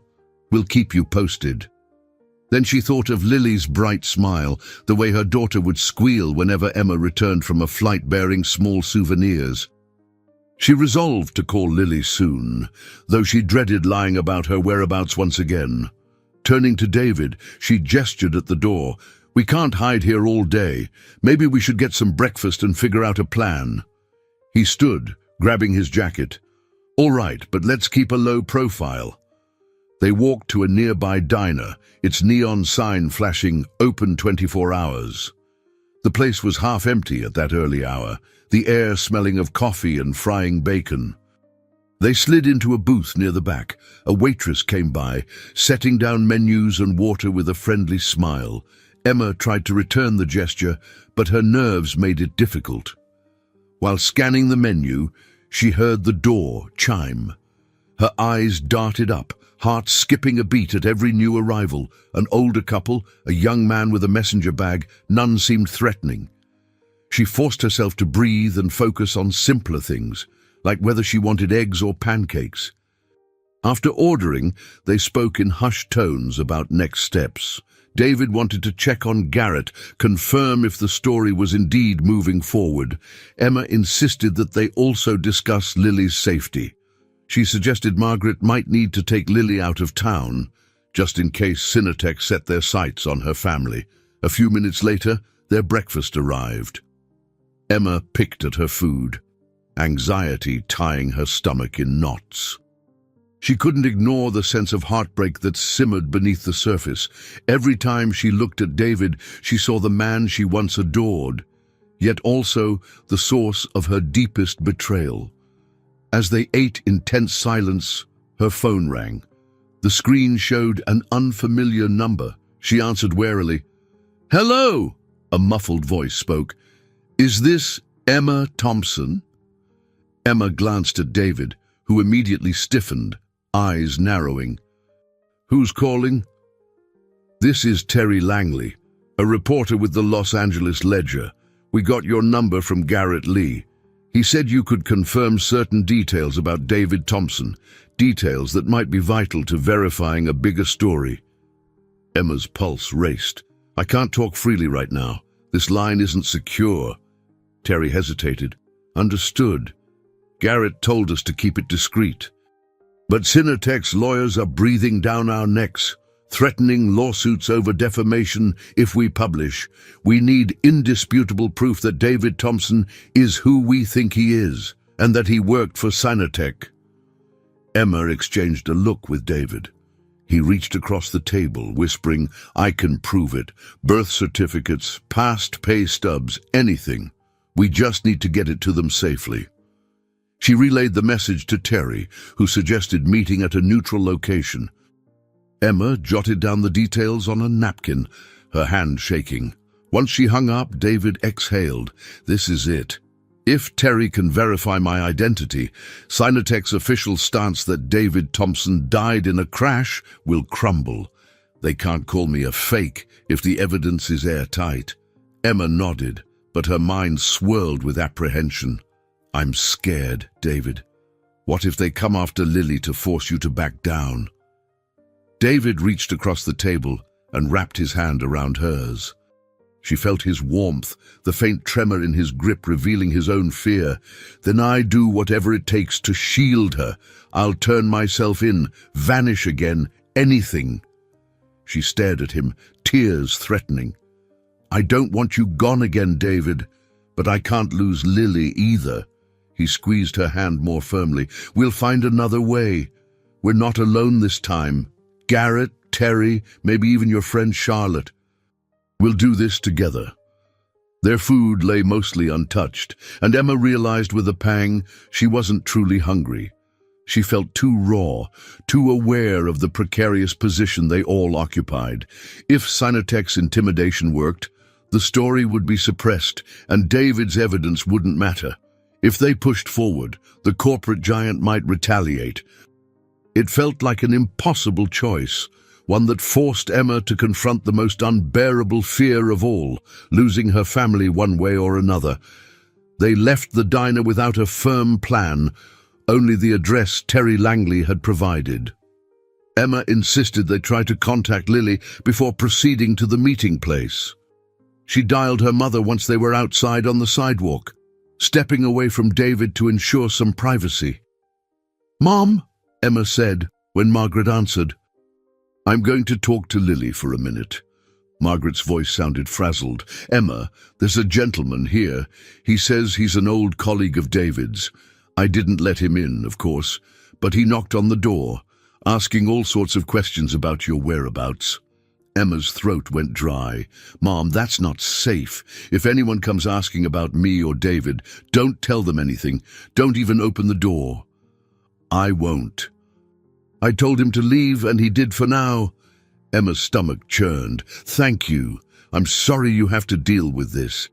I just want you to be safe. Here, let me give Lily the phone." Moments later, Lily's small voice came on the line. "Mom, are you still in California?" Emma closed her eyes against the sting of tears. "Yes, sweetie. I miss you so much. How's school?" "It's okay. Grandma helped me with my math homework. Lily hesitated. Mom, I had a dream about Dad last night again. Why do I keep dreaming about him? Emma's hand shook as she pressed the phone to her ear, fighting the urge to tell Lily the truth right then and there. I don't know, honey. Maybe because you love him and you miss him. Yeah, Lily murmured softly. I wish he were here. Emma's voice faltered. Me too. Listen, I'll call you soon, okay? Be good for Grandma. She ended the call, tears slipping down her cheeks. David placed a hand on her back. I heard enough to know someone's snooping around your mother's house. Emma wiped her face, turning to him. She didn't let the guy in, but who knows if he'll come back. David clenched his jaw. I need to finish this. The faster we expose Cinetech, the sooner we can get official protection. I can't let them harass you or Lily. They hailed another taxi, heading to the address Terry had provided, a parking structure near an abandoned office building downtown. On the ride there, Emma kept glancing out the rear window, convinced they were being followed. She spotted a black SUV that seemed to be behind them for several blocks, but she couldn't confirm if it was just a coincidence. The taxi dropped them off by a row of boarded-up windows. A few stray pigeons flapped overhead, and trash littered the sidewalk. Emma shivered despite the mild temperature. This was not a place where people casually gathered. A sedan was parked near the top level of the parking structure. Terry stood beside it, wearing a plain t-shirt and jeans, arms crossed as he scanned the surroundings. When Emma and David approached, he nodded in greeting. Sorry about the cloak and dagger routine, Terry said, but the Ledger's building might be compromised. We have corporate reps coming in and out, checking for leaks. This seemed safer. David reached into his pocket for a small envelope containing his birth certificate, marriage records, and older Cinetech badges. He handed them to Terry. This should confirm my identity. I have digital copies too. Terry looked them over carefully. All right. It matches what Garrett said. Your date of birth, your role at Cinetech, everything.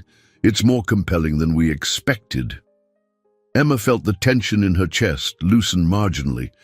Finally, they had something concrete to prove David was who he claimed to be, but her relief was short-lived.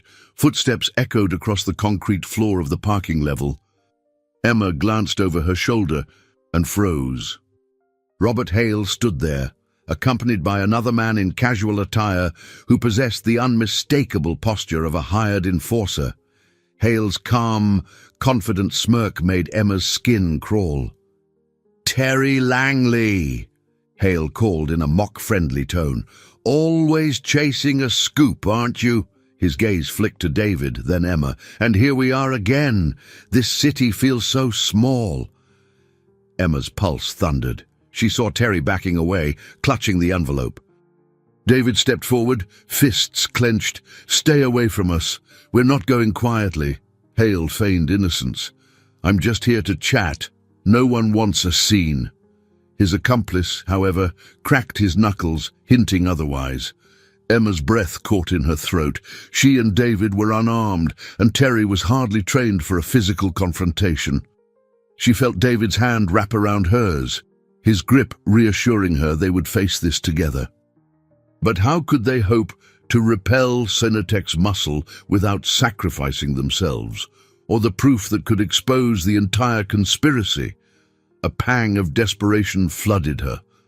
For the first time, she sensed that the only way to protect Lily might be making the hardest sacrifice of all, her own safety.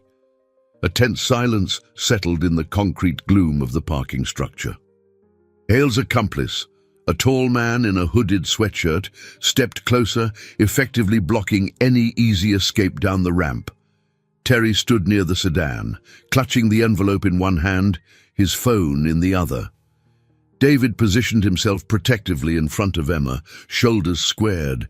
"We don't have to do this," Hale said, eyeing David. "Come with us. Talk it out." We can resolve the misunderstandings. No reason to drag your wife and a reporter into it. Emma felt a spark of anger flash through her. Misunderstandings. You threatened us. You had people show up at my mother's house, terrifying my daughter. How is that a misunderstanding? Hale's composed expression wavered slightly. We needed to confirm whether you were involved. That's all. But it's simple. David returns the data, signs a non-disclosure, and you can all go back to your lives. Terry scoffed. You don't get to erase the truth just because you have money and muscle. The man in the hoodie seized Terry's wrist, twisting it until Terry let out a pained yelp and dropped his phone. The envelope nearly slipped from his grasp, but he clung to it desperately. David lunged, grabbing the attacker's arm. In the scramble, Hale took advantage of the distraction and reached for Emma. She instinctively jerked back, heart hammering, but Hale seized her elbow, pulling her sideways. Pain lanced through her arm, and she stumbled, nearly losing her balance. "David!" Emma cried, her voice echoing in the parking level. David spun, fury igniting his features. He slammed his shoulder into Hale, forcing him to release Emma. Meanwhile, Terry managed to break free from the hoodie-clad attacker's grip, though he clutched his sore wrist and gasped for breath. Hale steadied himself and glared, his veneer of civility cracking. "You're making this harder than it has to be." Emma's mind whirled. She couldn't let them take David or the evidence. This was the final push, the moment where everything hung in the balance. She saw David tense, ready to fight if needed. But they were outmatched. Two unarmed people and a journalist with a twisted wrist. Headlights flared from a lower level. A car engine revved, the sound growing louder as a vehicle ascended the ramp. Hale and his accomplice stiffened, momentarily distracted. Emma's heart pounded, unsure if this new arrival was friend or foe. Out of the shadows came a silver sedan, screeching to a halt near them. To Emma's shock, Charlotte emerged from the driver's seat, eyes wide with determination. She spotted Emma, David, and Terry, cornered by the two men. "Get in!" Charlotte shouted, voice cracking with urgency. Terry clutched the envelope and scrambled toward the back door. Emma grabbed David's hand, adrenaline surging, and sprinted for the sedan. Hale cursed under his breath, lunging forward in an attempt to stop them. Emma ducked beneath his outstretched arm, nearly tripping but regaining balance just in time. David shoved the hoodie-clad man aside, allowing Emma to dive into the back seat. He followed, pulling the door shut, while Terry tumbled in on top of them. Charlotte floored the accelerator, tires squealing as she swerved around the men. Hale pounded on the trunk as the sedan sped away, but in moments they left him behind in a cloud of exhaust. Emma's heart raced like a runaway train, the shock of the confrontation still coursing through her. In the back seat, David held her close, breathing heavily. Terry cradled his bruised wrist, wincing but clutching the envelope. Charlotte cast frantic glances in the rear-view mirror. "I knew something was off when I couldn't reach you," Charlotte explained breathlessly. "I tracked your phone's location through a friend in IT. Looks like I arrived just in time." Emma let out a shaky laugh, half disbelieving the scene. "You saved our necks. I owe you big." Charlotte grimaced. "Let's just make sure you stay alive. Where do we go now?" David exchanged a look with Terry. "We have to get this evidence fully into the right hands. Terry, can you still contact that news network?" Terry nodded, though his face was pale. "Yeah, but we need someplace safe. I've got an appointment with a producer who promised to meet on background. She might do a story if we can verify everything. Problem is, Hale and his goon might guess where we're heading." Charlotte turned onto a busy downtown street, weaving through traffic. "I know a quiet neighborhood where my cousin lives. She's out of town. We can hole up there for a bit and figure out the next step." Emma sank back against the seat, relief warring with the persistent fear that Hale would find them again. She held David's hand, noticing how tightly he gripped her fingers. In his eyes, she saw a mixture of fierce protectiveness and guilt. He'd never intended for things to escalate like this. She could tell he was teetering on the edge, desperate to keep her safe yet weighed down by regret. As the city lights blurred past, Emma thought of Lily. Every moment they spent on the run increased the risk of Cinetech retaliating against her family in New York. But they couldn't back down now. If they gave in, Cinetech would bury the truth, and David's reappearance would mean nothing but more heartache. She closed her eyes, trying to steady her breathing. They were all teetering at the breaking point, morally, emotionally, and physically. Yet now somehow they had to push through, trusting that the path of truth and justice, however perilous, was the only real chance they had at reclaiming their lives. Charlotte drove into a quiet residential neighborhood lined with aging trees and single-story houses that looked as though they belonged to another era. The late afternoon sun cast elongated shadows across the street. Still shaken from the confrontation in the parking structure, Emma clutched David's hand in the back seat. Terry, nursing his sore wrist, sat beside them, his messenger bag clutched protectively on his lap. Charlotte pulled up to a modest house with a pale blue exterior and white shutters, then parked in the short driveway. "This is my cousin Veronica's place," she said, turning off the engine. "She's traveling for a while, so we have it all to ourselves." Emma studied the house. It had a comforting, lived-in aura, potted plants by the front steps, a small wind chime that clinked in the faint breeze. She hoped it would offer at least a few hours of peace. Cinetech's threats felt ever present, like a dark cloud ready to unleash a storm at any moment. They exited the car quickly. Charlotte unlocked the front door, revealing a cozy interior that smelled faintly of vanilla and old books. A couch upholstered in floral fabric dominated the living room. A small TV stood in the corner, and a couple of framed family photos hinted at Veronica's quiet life. Emma gravitated to a window that overlooked the street, peering out anxiously.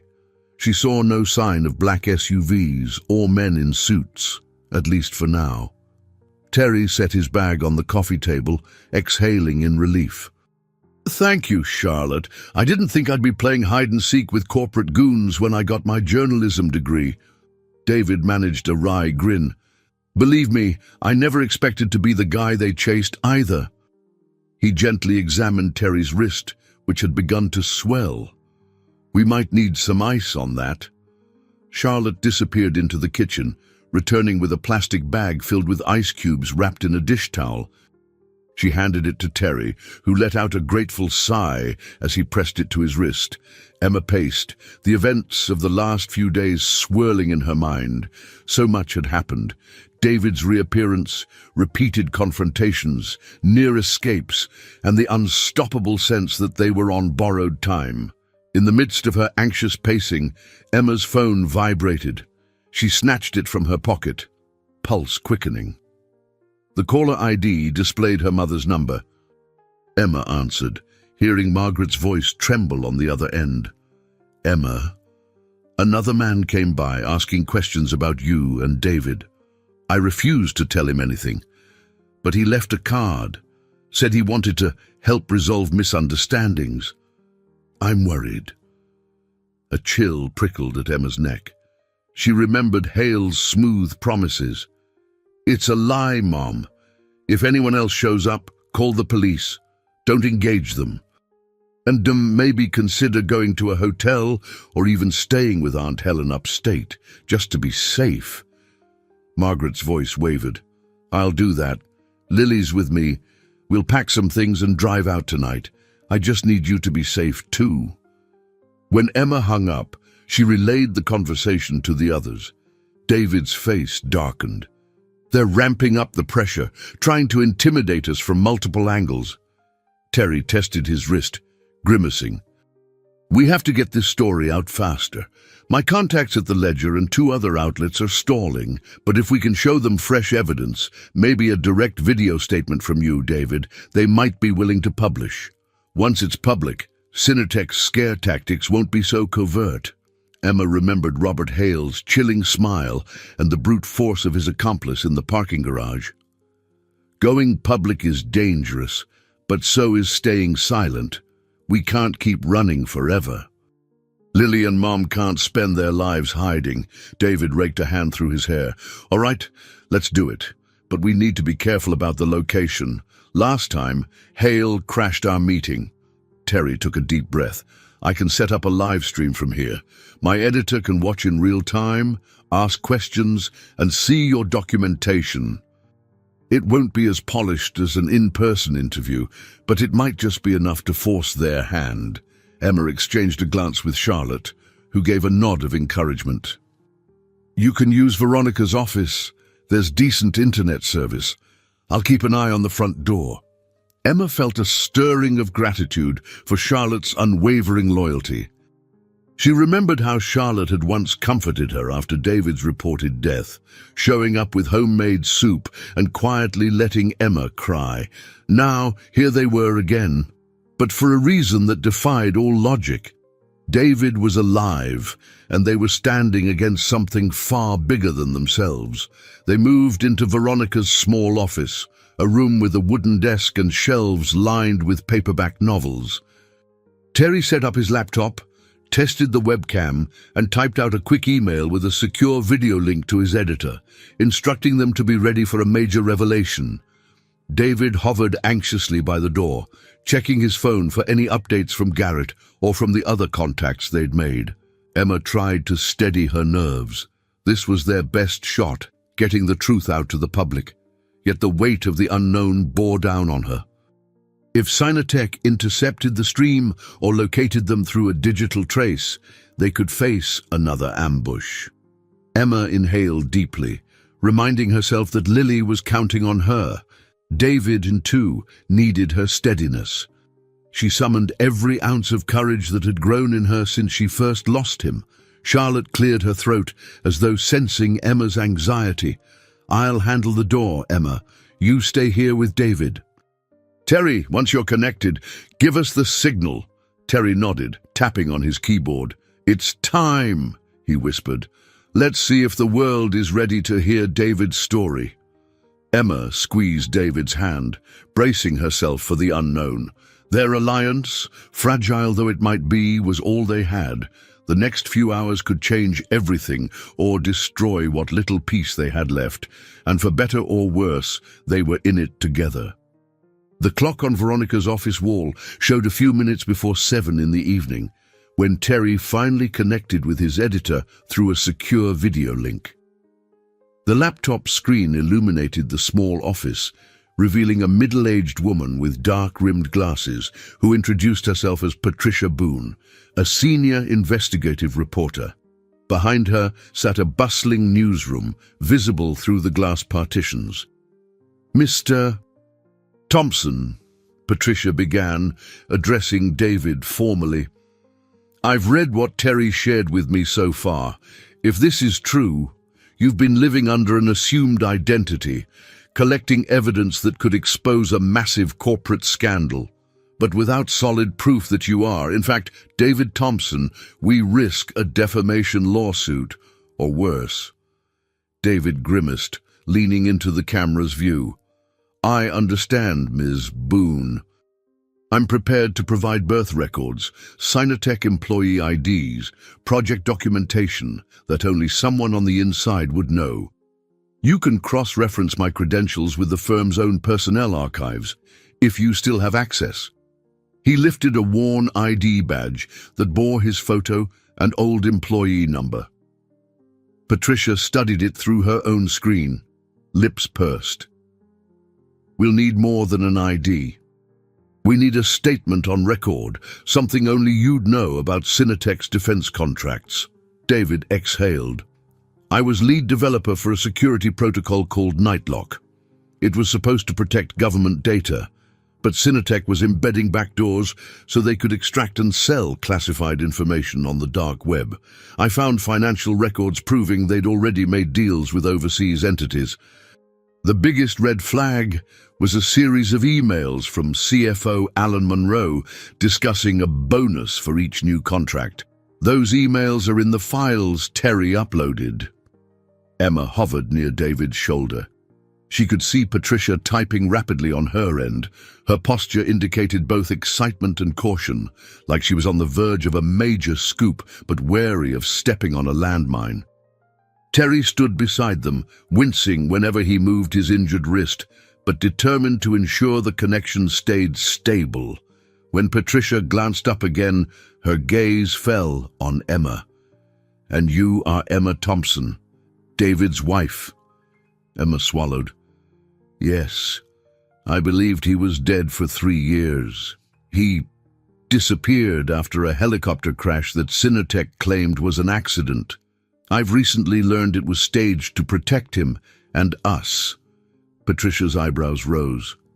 "Can you verify that's indeed your husband? Have you seen or heard anything in the last 3 years to suggest he was alive?" A flicker of pain crossed Emma's face. "No, none of us knew. I held a memorial service. I raised our daughter alone. Finding out he was alive has been overwhelming." David placed a hand on Emma's arm. "I couldn't risk contacting her, not if Cinetech believed they could use her as leverage. But now, everything's changed.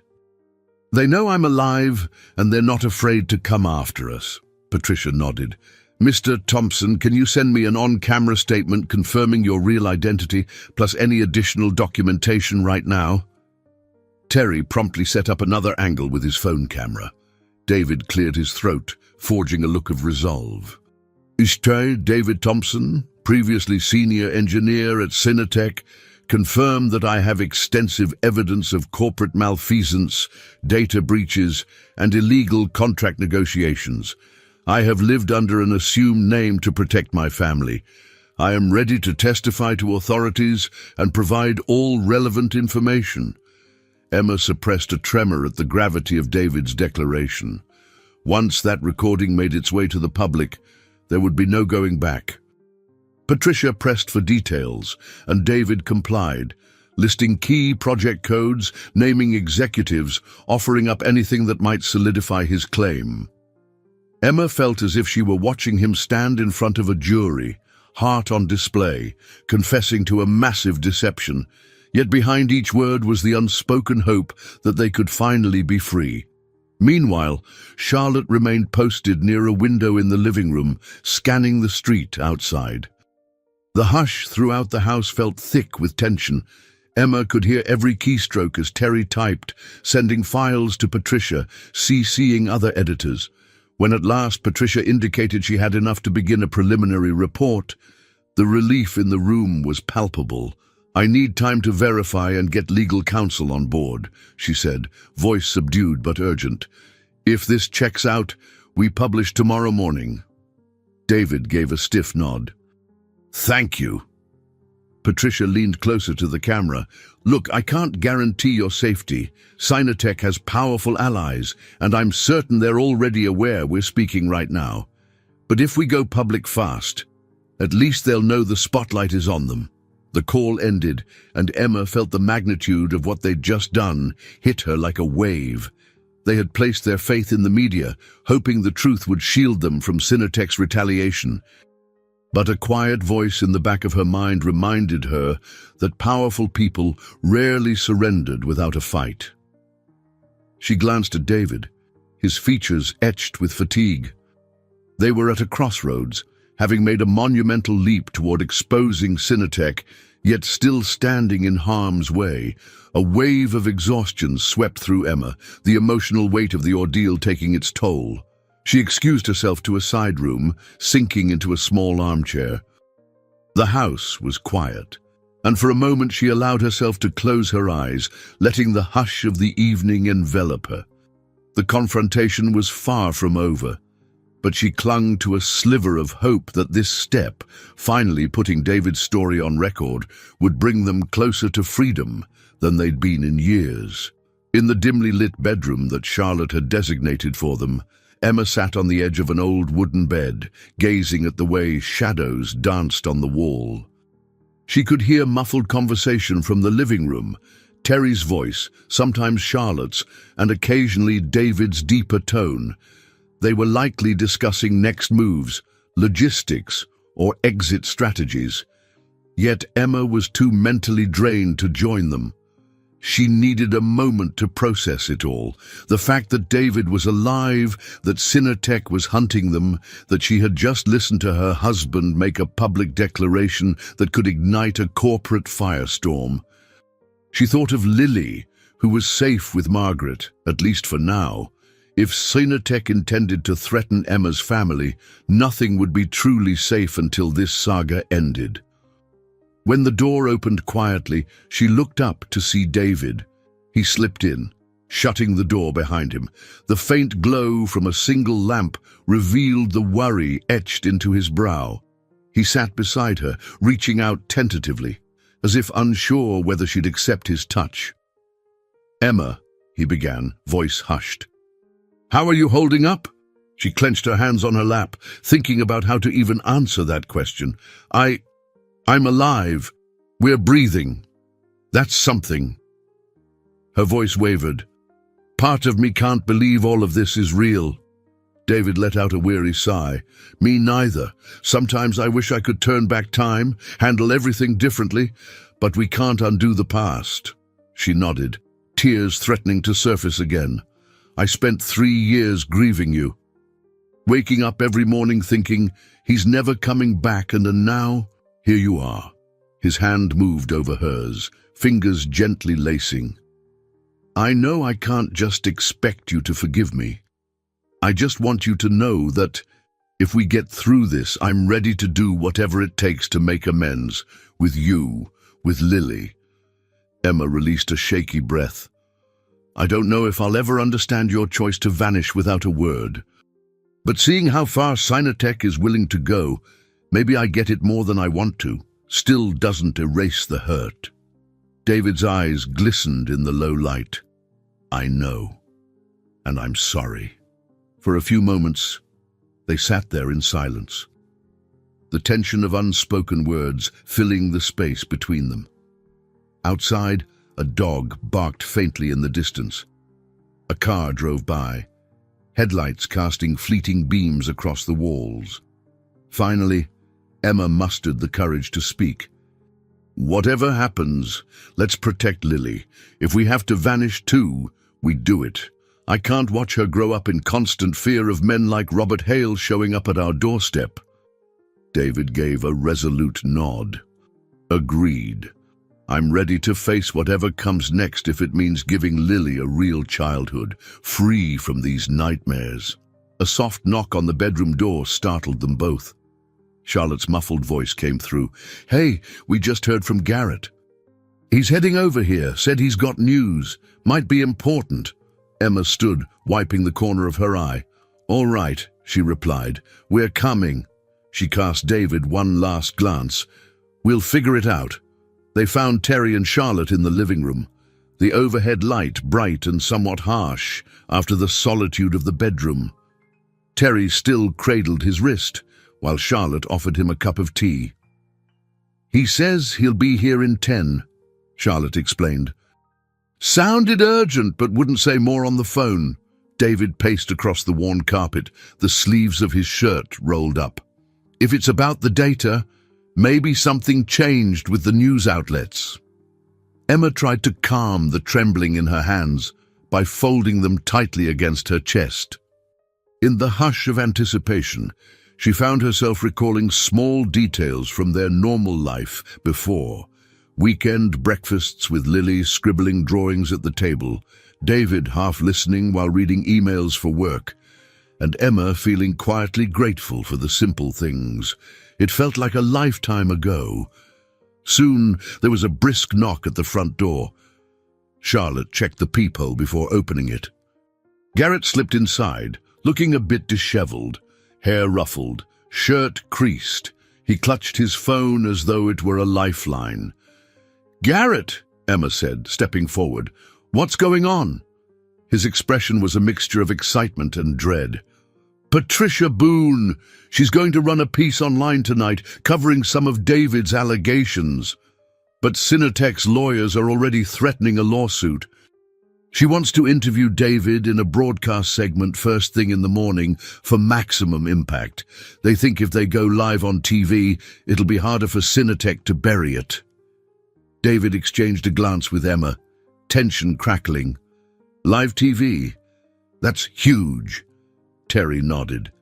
It's risky, but it puts a spotlight on you. And where there's a spotlight, it's harder for Cinetech to pull anything too extreme. Patricia believes this is our best chance to blow this wide open. Emma swallowed. She could almost hear her own heartbeat. A public broadcast would change everything for better or worse. If they succeeded, Cinetech's intimidation tactics would be exposed. If they failed, or if Cinetech found a more direct method to silence them, it could be catastrophic. Still, she felt a surge of inner strength, a certainty sparked by all the pain she'd endured. They weren't just fighting for themselves anymore.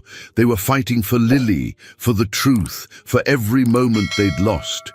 It was as if each hardship had forged a new resolve within her. She glanced at David, who nodded in quiet agreement. This was their path forward, the culmination of every sacrifice thus far, and they would face it side by side. They huddled around Veronica's dining table, an old wooden piece with mismatched chairs that creaked whenever anyone shifted.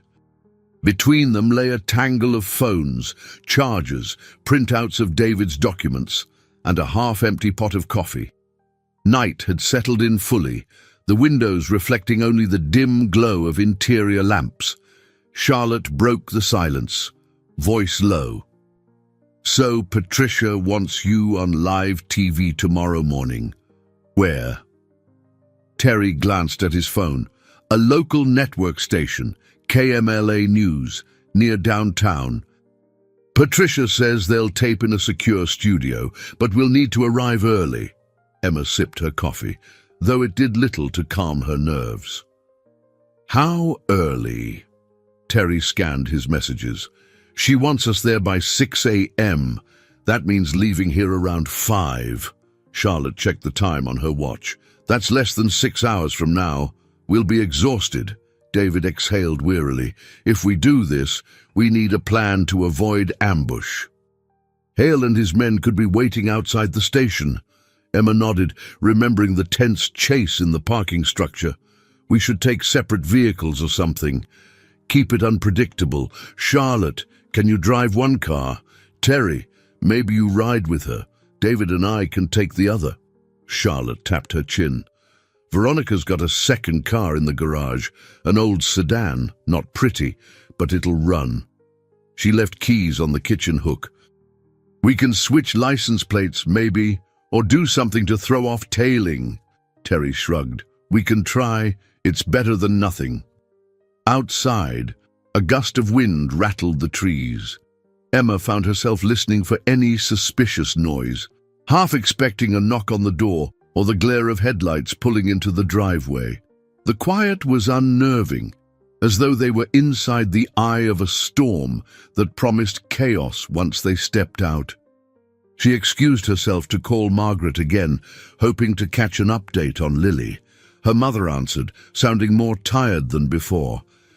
We reached Aunt Helen's place a few hours ago, Margaret said, her voice subdued with relief.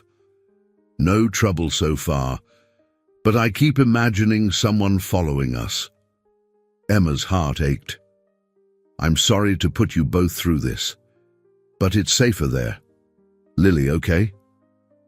She's fine, just confused about why we're visiting so suddenly. She made me promise you'll call her tomorrow. Emma blinked back tears. I'll do my best. I love you both. When she returned to the table, everyone was discussing safety measures, how to position the cars, whether to turn off phones to avoid digital tracking, what to do if Cinetech's men showed up at the news station. Emma listened, occasionally contributing a worried question. Yet as the conversation continued, she felt a strange flicker of hope. They were a team, however hastily assembled, working toward exposing a wrongdoing that needed to be brought to light. Eventually, They decided it was best to grab at least a couple hours of rest, though few could muster real sleep. Emma drifted off on the living room couch, David at her side. His arm encircled her waist protectively, and for a moment, despite the tension, she felt a fleeting sense of comfort.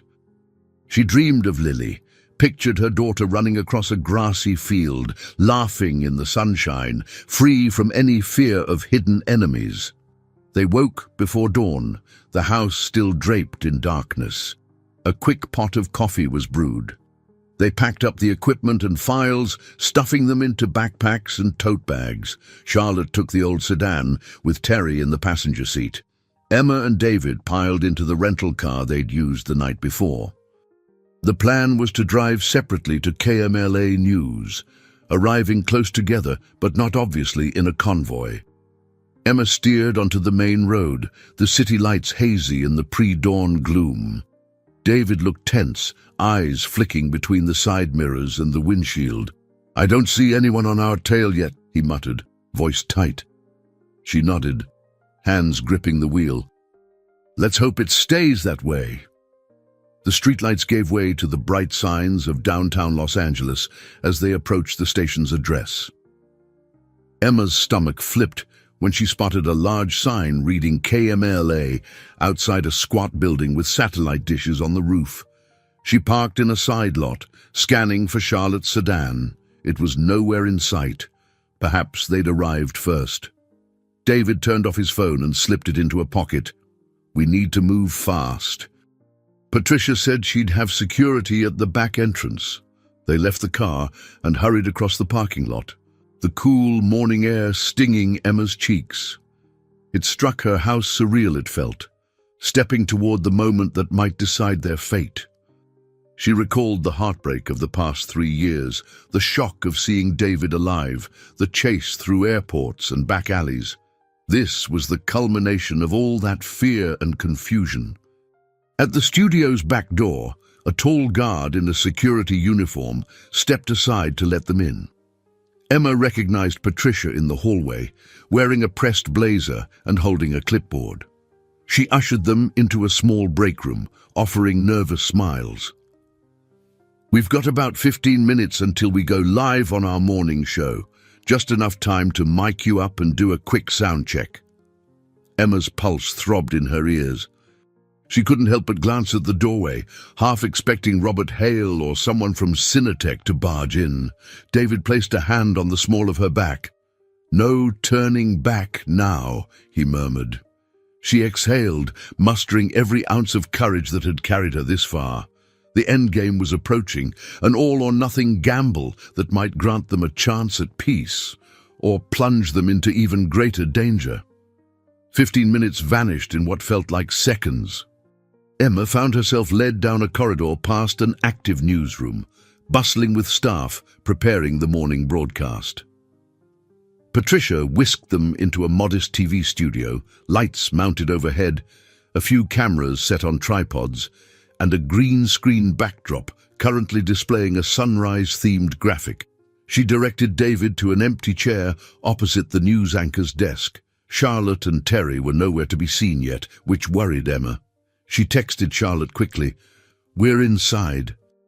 "Where are you?" But there was no immediate response. She bit her lip, anxiety climbing. The producer, a slight man with headphones around his neck, appeared to confirm David's microphone was positioned properly.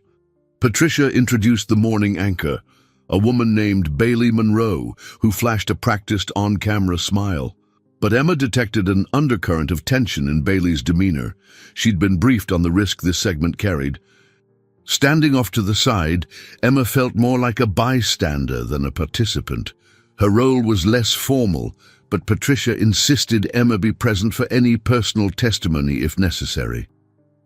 David sat under the studio lights, blinking as the anchor tested the audio feed. Time seemed to warp, each second elongated by the pulse of adrenaline. Suddenly, movement in the corner of her vision made her spin around. Charlotte and Terry entered through a side door, relief plain on their faces. Charlotte mouthed, "Traffic," then took a spot behind the camera, offering Emma a quick thumbs up. Terry, still cradling his wrist, gave a nod to David. They'd made it in time. A stagehand counted down. The anchor turned to the camera, voice crisp. "Good morning, Los Angeles. This is Bailey Monroe. Today, we have an exclusive story that could shake the foundations of one of the country's largest tech corporations. With me is David Thompson, a former Cinetech employee previously presumed dead in a helicopter accident 3 years ago. He's here to share a shocking account of corporate corruption and cover-ups." As the camera panned to David, Emma's breath caught. He looked tense but resolute, hair slightly ruffled under the lights. She recalled their simpler days, how he used to joke while making breakfast, or how they would share whispered dreams about the future. It felt like a lifetime ago. Now, he was about to put both of their lives on the line for truth. David leaned forward, speaking into the microphone. "Thank you for having me. 3 years ago, I discovered irregularities in Cinetech's security protocols, methods that allowed sensitive government information to be accessed and sold to foreign entities. I attempted to blow the whistle internally, but was met with threats toward my family." Bailey prompted him with carefully prepared questions. David recounted the helicopter accident, how it had been orchestrated by unknown insiders to help him disappear, and how he'd spent years gathering evidence. Emma felt a lump in her throat, hearing it told so plainly. This was her husband's confession to the entire city. Meanwhile, behind the camera, Patricia monitored a computer screen that showed incoming viewer reactions. She nodded at Terry, who typed rapidly, possibly feeding updates to the station's website.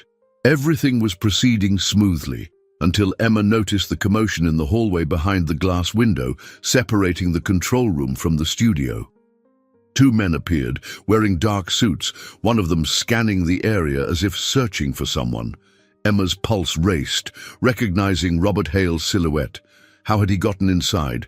Bailey Monroe pressed on, unaware of the intrusion. "Mr. Thompson, can you cite specific documents?" Hale stepped into the control room, his face twisting in anger. Emma whipped her gaze to Patricia, who mouthed, "Security!" and gestured frantically for staff to intervene. Emma hurried to Charlotte's side, whispering, "He's here." Charlotte's eyes widened. "We can't let him near David. The broadcast is live." A muffled shout erupted from the control room. An older security guard attempted to intercept Hale, but the second man in a suit shoved the guard aside. They were heading straight for the studio door. Emma's heart hammered. If they stormed in, David's testimony could be cut short, or worse. She glanced at the anchor, who kept the interview rolling, apparently oblivious. Then Patricia bravely stepped into Hale's path, blocking him in the narrow hallway. Emma saw Hale scowl, pulling out a piece of paper, likely some legal threat or cease and desist order. But the cameras kept rolling, broadcasting David's account to thousands, maybe millions, of viewers. Panic and determination warred in Emma's chest. She recalled the vow she made to protect Lily's future, even if it meant standing firm against her own fears. Without hesitation, she ran to the studio door, pushing it shut and flipping the lock from the inside. Hale wouldn't barge through that door without a scene which might buy them more time for David to finish.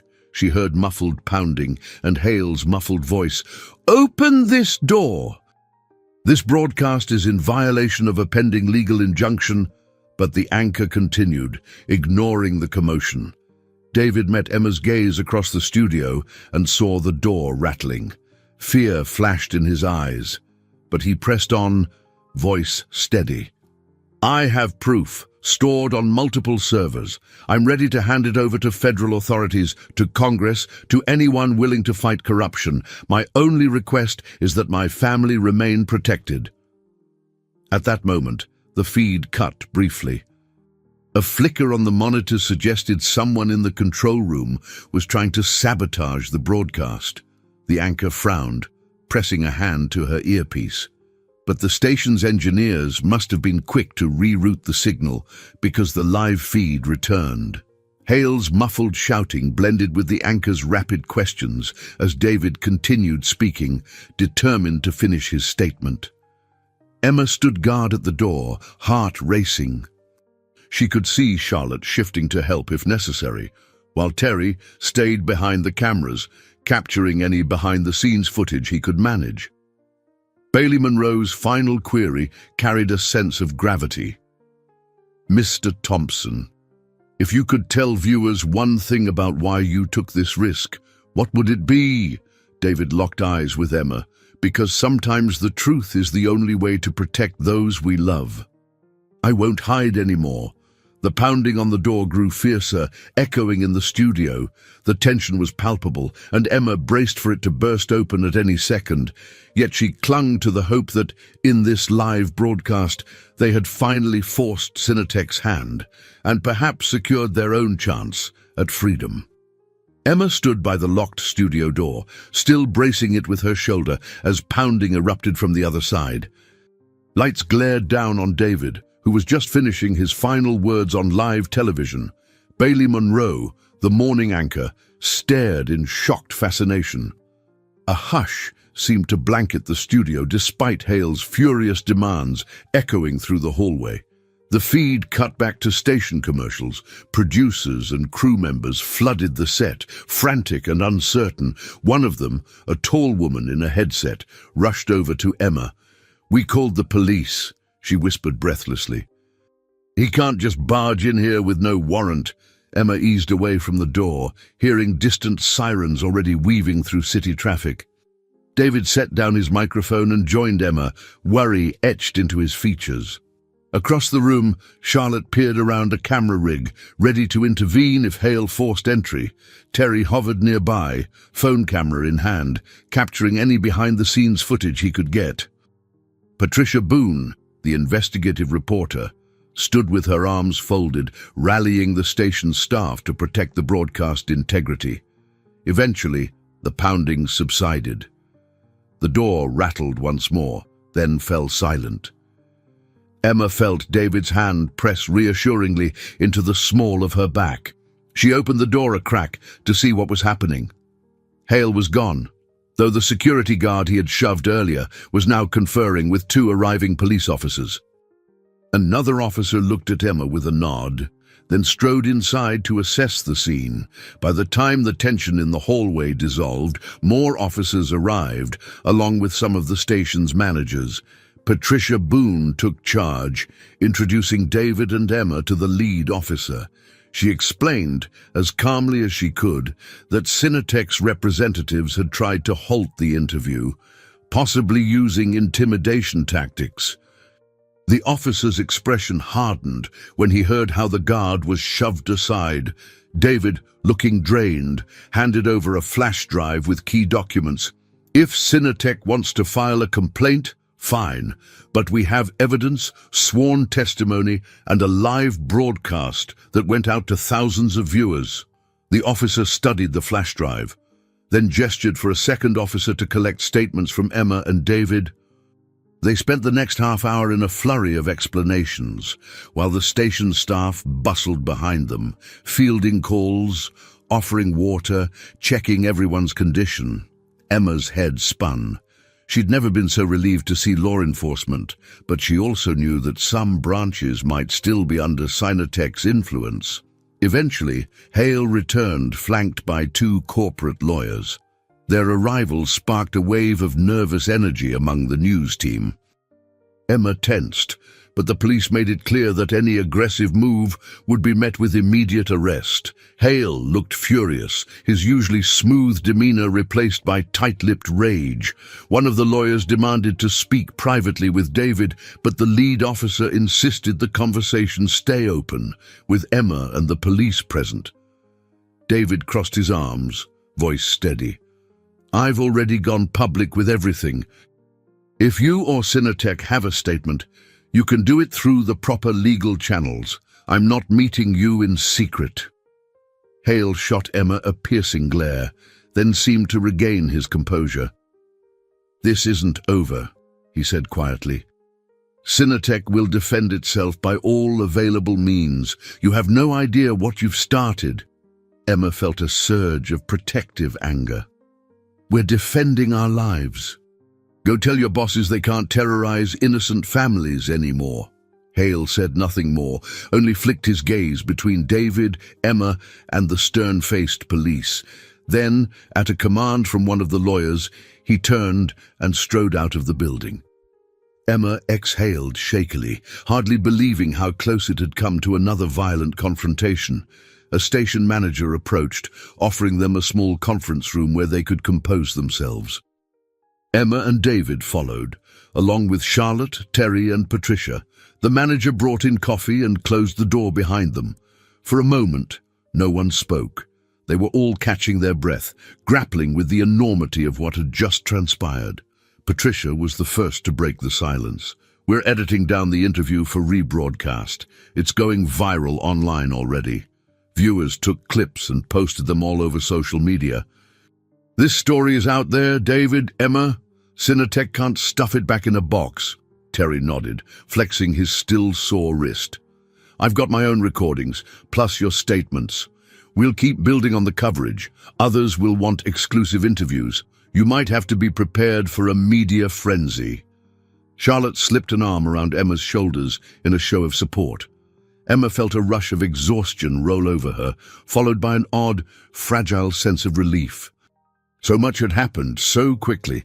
She hadn't yet processed the gravity of standing on live television, effectively proclaiming to the world that David was alive and Cinetech was under suspicion. Looking at David, she saw a man utterly spent, but also free of something, perhaps the crushing secrecy that had weighed on him for years. He gave Emma a small, tentative smile, as if silently acknowledging they'd crossed a pivotal threshold. Their story was out. There was no going back. Despite the uncertainty ahead, Emma felt a stirring of hope that maybe, just maybe, they could finally reclaim the parts of their life that had been stolen. The next day, Emma and David flew back to New York under a protective watch arranged by the station's legal department and the local police. It wasn't exactly a full federal witness protection program, but the heightened media scrutiny meant Cinetech would be foolish to attempt anything brazen in public. Patricia Boone's story had exploded online, and new outlets across the country were picking it up. David's face was everywhere, igniting shock and intrigue. The dead engineer turned whistleblower. Emma sat in the airplane seat, gazing at the clouds outside. Her heartbeat quickened every time the slightest turbulence rattled the cabin, shadows of old anxieties. But David's hand on her arm offered an anchor of calm. She glanced over at him, remembering the countless flights she had worked since his disappearance, each one overshadowed by grief she'd hidden behind a professional smile. Now, the dynamic had shifted.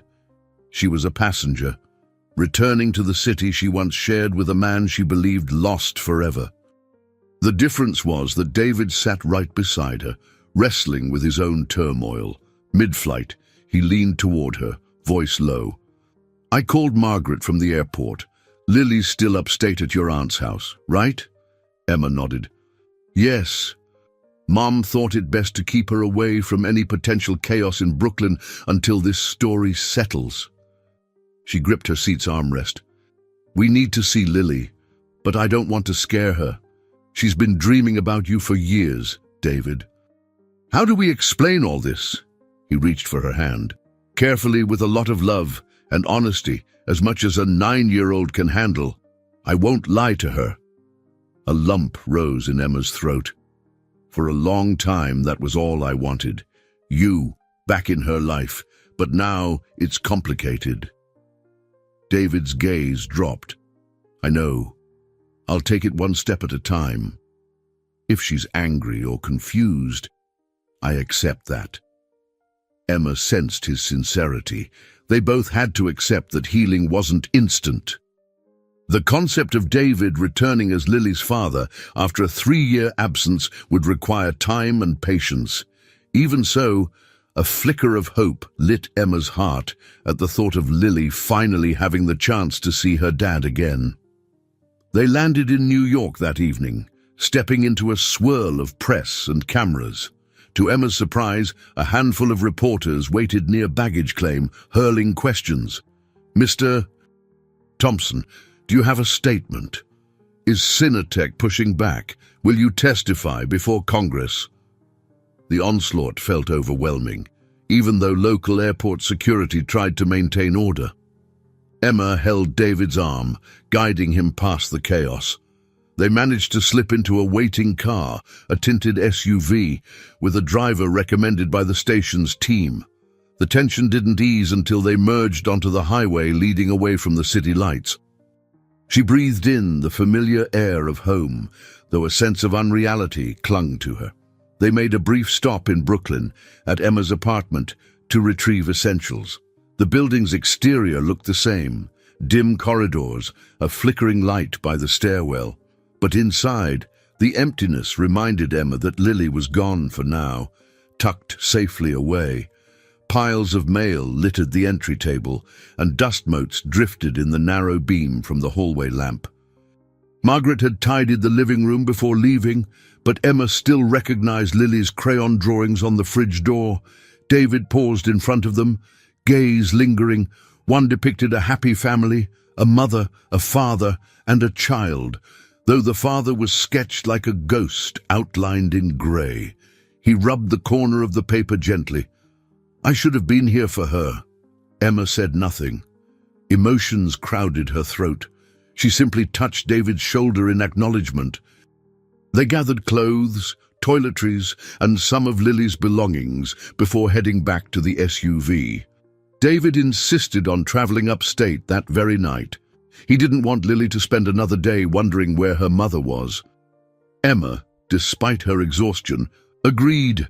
Her chest fluttered with anxiety at the prospect of that reunion, yet the pull of seeing her daughter again was stronger than her fear. As they drove north, the city lights fell behind, replaced by the dark stretch of highway and scattered roadside establishments. Emma allowed her mind to drift to Margaret's phone calls, to Lily's excited yet puzzled voice, to the possibility that, by tomorrow, Lily would meet her father in the flesh for the first time in 3 long years. She watched David stare out the window, lost in thought, and realized they were both on the threshold of a new, precarious chapter. They arrived at Aunt Helen's house well past midnight, but the porch light was on, illuminating the old colonial home nestled amid tall pines. Emma and David stepped out of the SUV, limbs stiff from the drive. The brisk, clean air of upstate New York hit Emma's face, bringing a certain clarity that felt miles away from the swirling media frenzy downtown. Margaret opened the door before they could knock. She looked relieved and worried all at once. "Come in, both of you," she whispered, leading them into a cozy living room. A single lamp cast a warm glow over floral-patterned couches and a large rug. Lily was asleep on one of the couches, wrapped in a colorful quilt, her long hair spilling across a pillow. Emma's chest constricted at the sight of her daughter, so peaceful yet completely unaware that her father stood just feet away. David froze, gazing at Lily with tears in his eyes. Margaret ushered them to the adjacent kitchen to talk without waking the child. Over steaming cups of herbal tea, Margaret pressed her hand to Emma's cheek. "I'm glad you're safe. I've been watching the news since Patricia Boone's broadcast. It's all over the channels." Emma sighed. "We're safe for now, but this is just the beginning. The more attention it gets, the more Cinetech might scramble." They visited our place in Brooklyn again, apparently, but we were already gone. David set his tea down, glancing toward the living room. "I'm sorry, Margaret, that you and Lily had to run off like this." She studied him, her expression conflicted. "I'm relieved you're alive, David, but I'm also angry. I watched my daughter suffer for 3 years, grieving you, Lily. She can't understand why her father disappeared. I pray you'll find a way to help her heal." He lowered his eyes. I intend to. I know it'll take time. They spoke quietly about the events unfolding, how the media storm could both protect and endanger them, how Lily's life might change once people realized the dead father had returned. Margaret eventually rose to check on Lily. Emma followed, heart pounding, to find her daughter stirring, blinking sleepily in the low lamplight. "Mum," Lily murmured, rubbing her eyes. "When did you get here?" Emma knelt by the couch, smoothing Lily's hair. "Just now. I missed you so much." Lily yawned, then sat up, half awake. That was when she spotted David standing in the archway. At first, her face showed only confusion. Then recognition flickered, like she couldn't quite believe what she was seeing. She looked from Emma to Margaret, then back to David. "Dad." Lily's voice cracked on the single syllable, eyes wide. David hesitated, tears pooling in his eyes. He stepped forward slowly, hands raised in a gesture of reassurance. "Yes, sweetheart, it's me. I'm so sorry. I've been gone so long." Lily glanced at Emma, unsure. Emma offered a gentle nod, urging her forward. With trembling hands, Lily reached for David. He knelt to be at her level, tears streaming down his face. In a heartbeat, she flung her arms around him, sobbing quietly into his shoulder. David held her as though he might never let go, murmuring apologies and endearments that Emma could barely catch. Margaret stayed at a respectful distance, wiping her own tears. Emma pressed a hand to her mouth, unable to contain the swell of emotion. For a moment, all the fear, the conspiracies, and the looming threats melted away. This was the reunion she had never dared to hope for, a father and daughter, separated by tragedy and secrets, finally in each other's arms.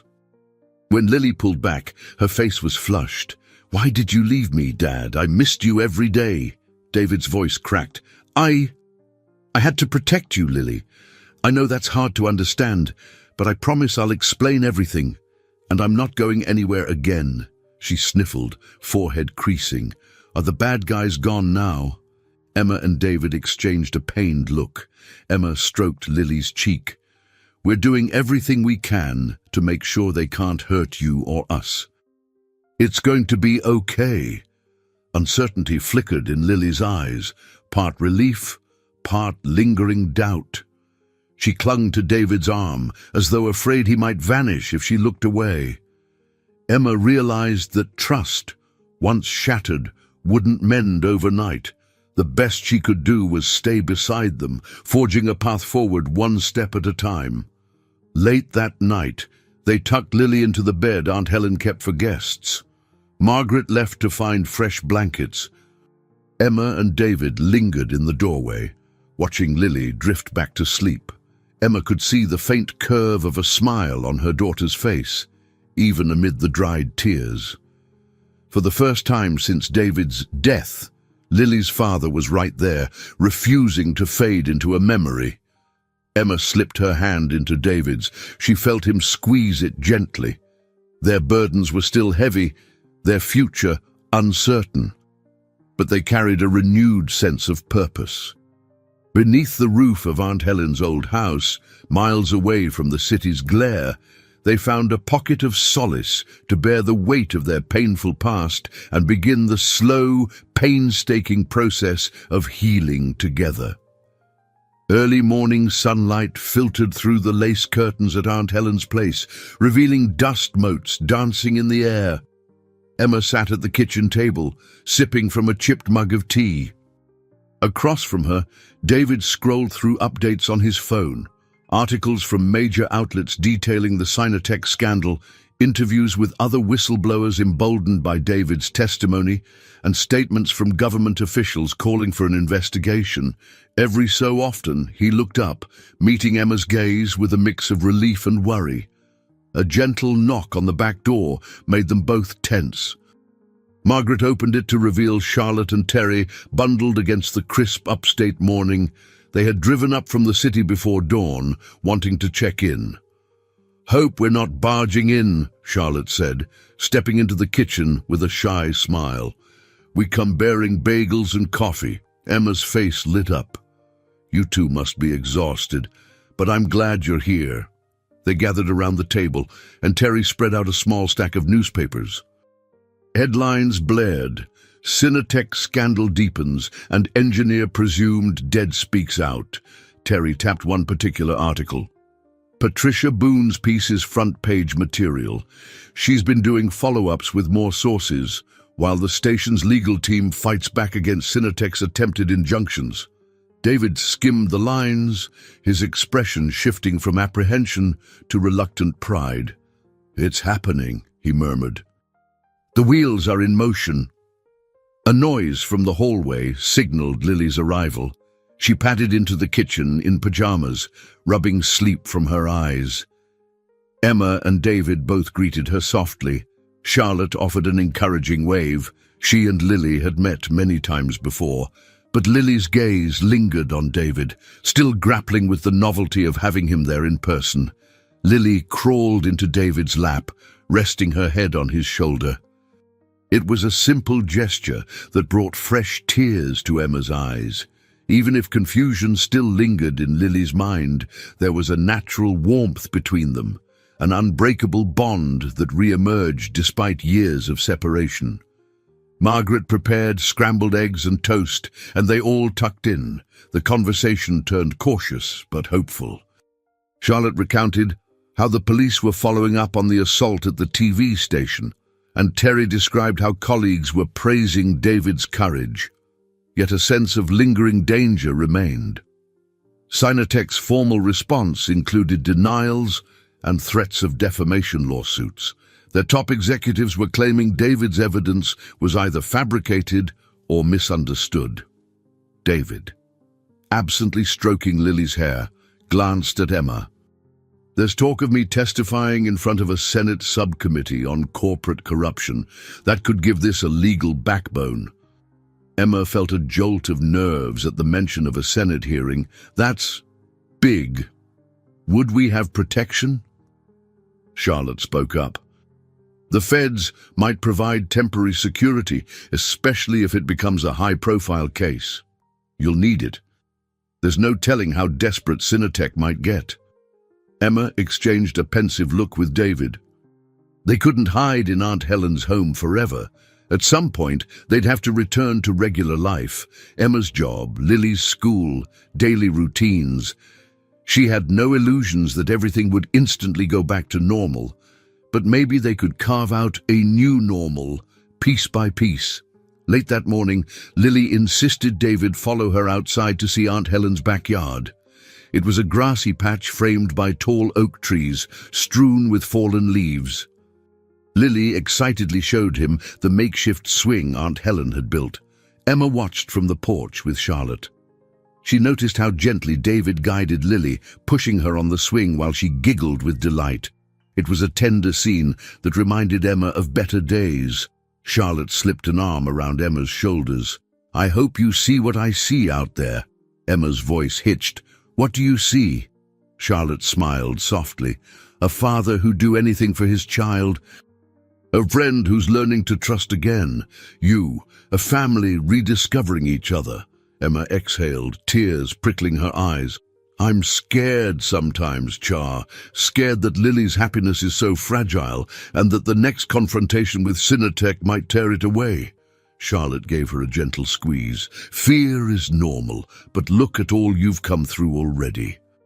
You stood up for truth, faced betrayal, heartbreak, and you're still here, still fighting." Emma nodded, letting those words resonate. She felt a stirring of gratitude for Charlotte's steadfast support, for Terry's help, for Patricia Boone's bravery, and for the chance to hold her family close, no matter how precarious the circumstances. By afternoon, the crisp autumn sun warmed the yard. David and Lily gathered red and gold leaves into piles. Then Lily tossed them in the air, squealing with laughter. Emma eventually joined them, letting the rustle of leaves and the sparkle in Lily's eyes soothe her lingering anxieties. Margaret watched from the doorway, a soft smile on her face, as if finally seeing a glimmer of peace for her daughter and granddaughter. In that moment, Emma realized that sometimes true resilience was found in the simplest gestures: a hand to hold, a child's laughter, a father's determined smile. The path ahead might still be fraught with legal battles and media attention, but for now, in this small backyard, they had a chance to begin anew. Emma bent to pick up a red leaf shaped like a star, feeling the breeze brush her face. She could almost sense the horizon opening before her, a place beyond fear, beyond betrayal, where hope could grow. She wasn't sure what tomorrow held, but as David and Lily beckoned her to join their playful gathering of leaves, she stepped forward, heart brimming with cautious optimism. Their flight from the past was over. Now it was time to discover whatever light lay beyond. I hope you enjoyed today's story. Subscribe to the channel so you don't miss more stories like this. Leave a like and comment below what you thought of the story. See you in the next video.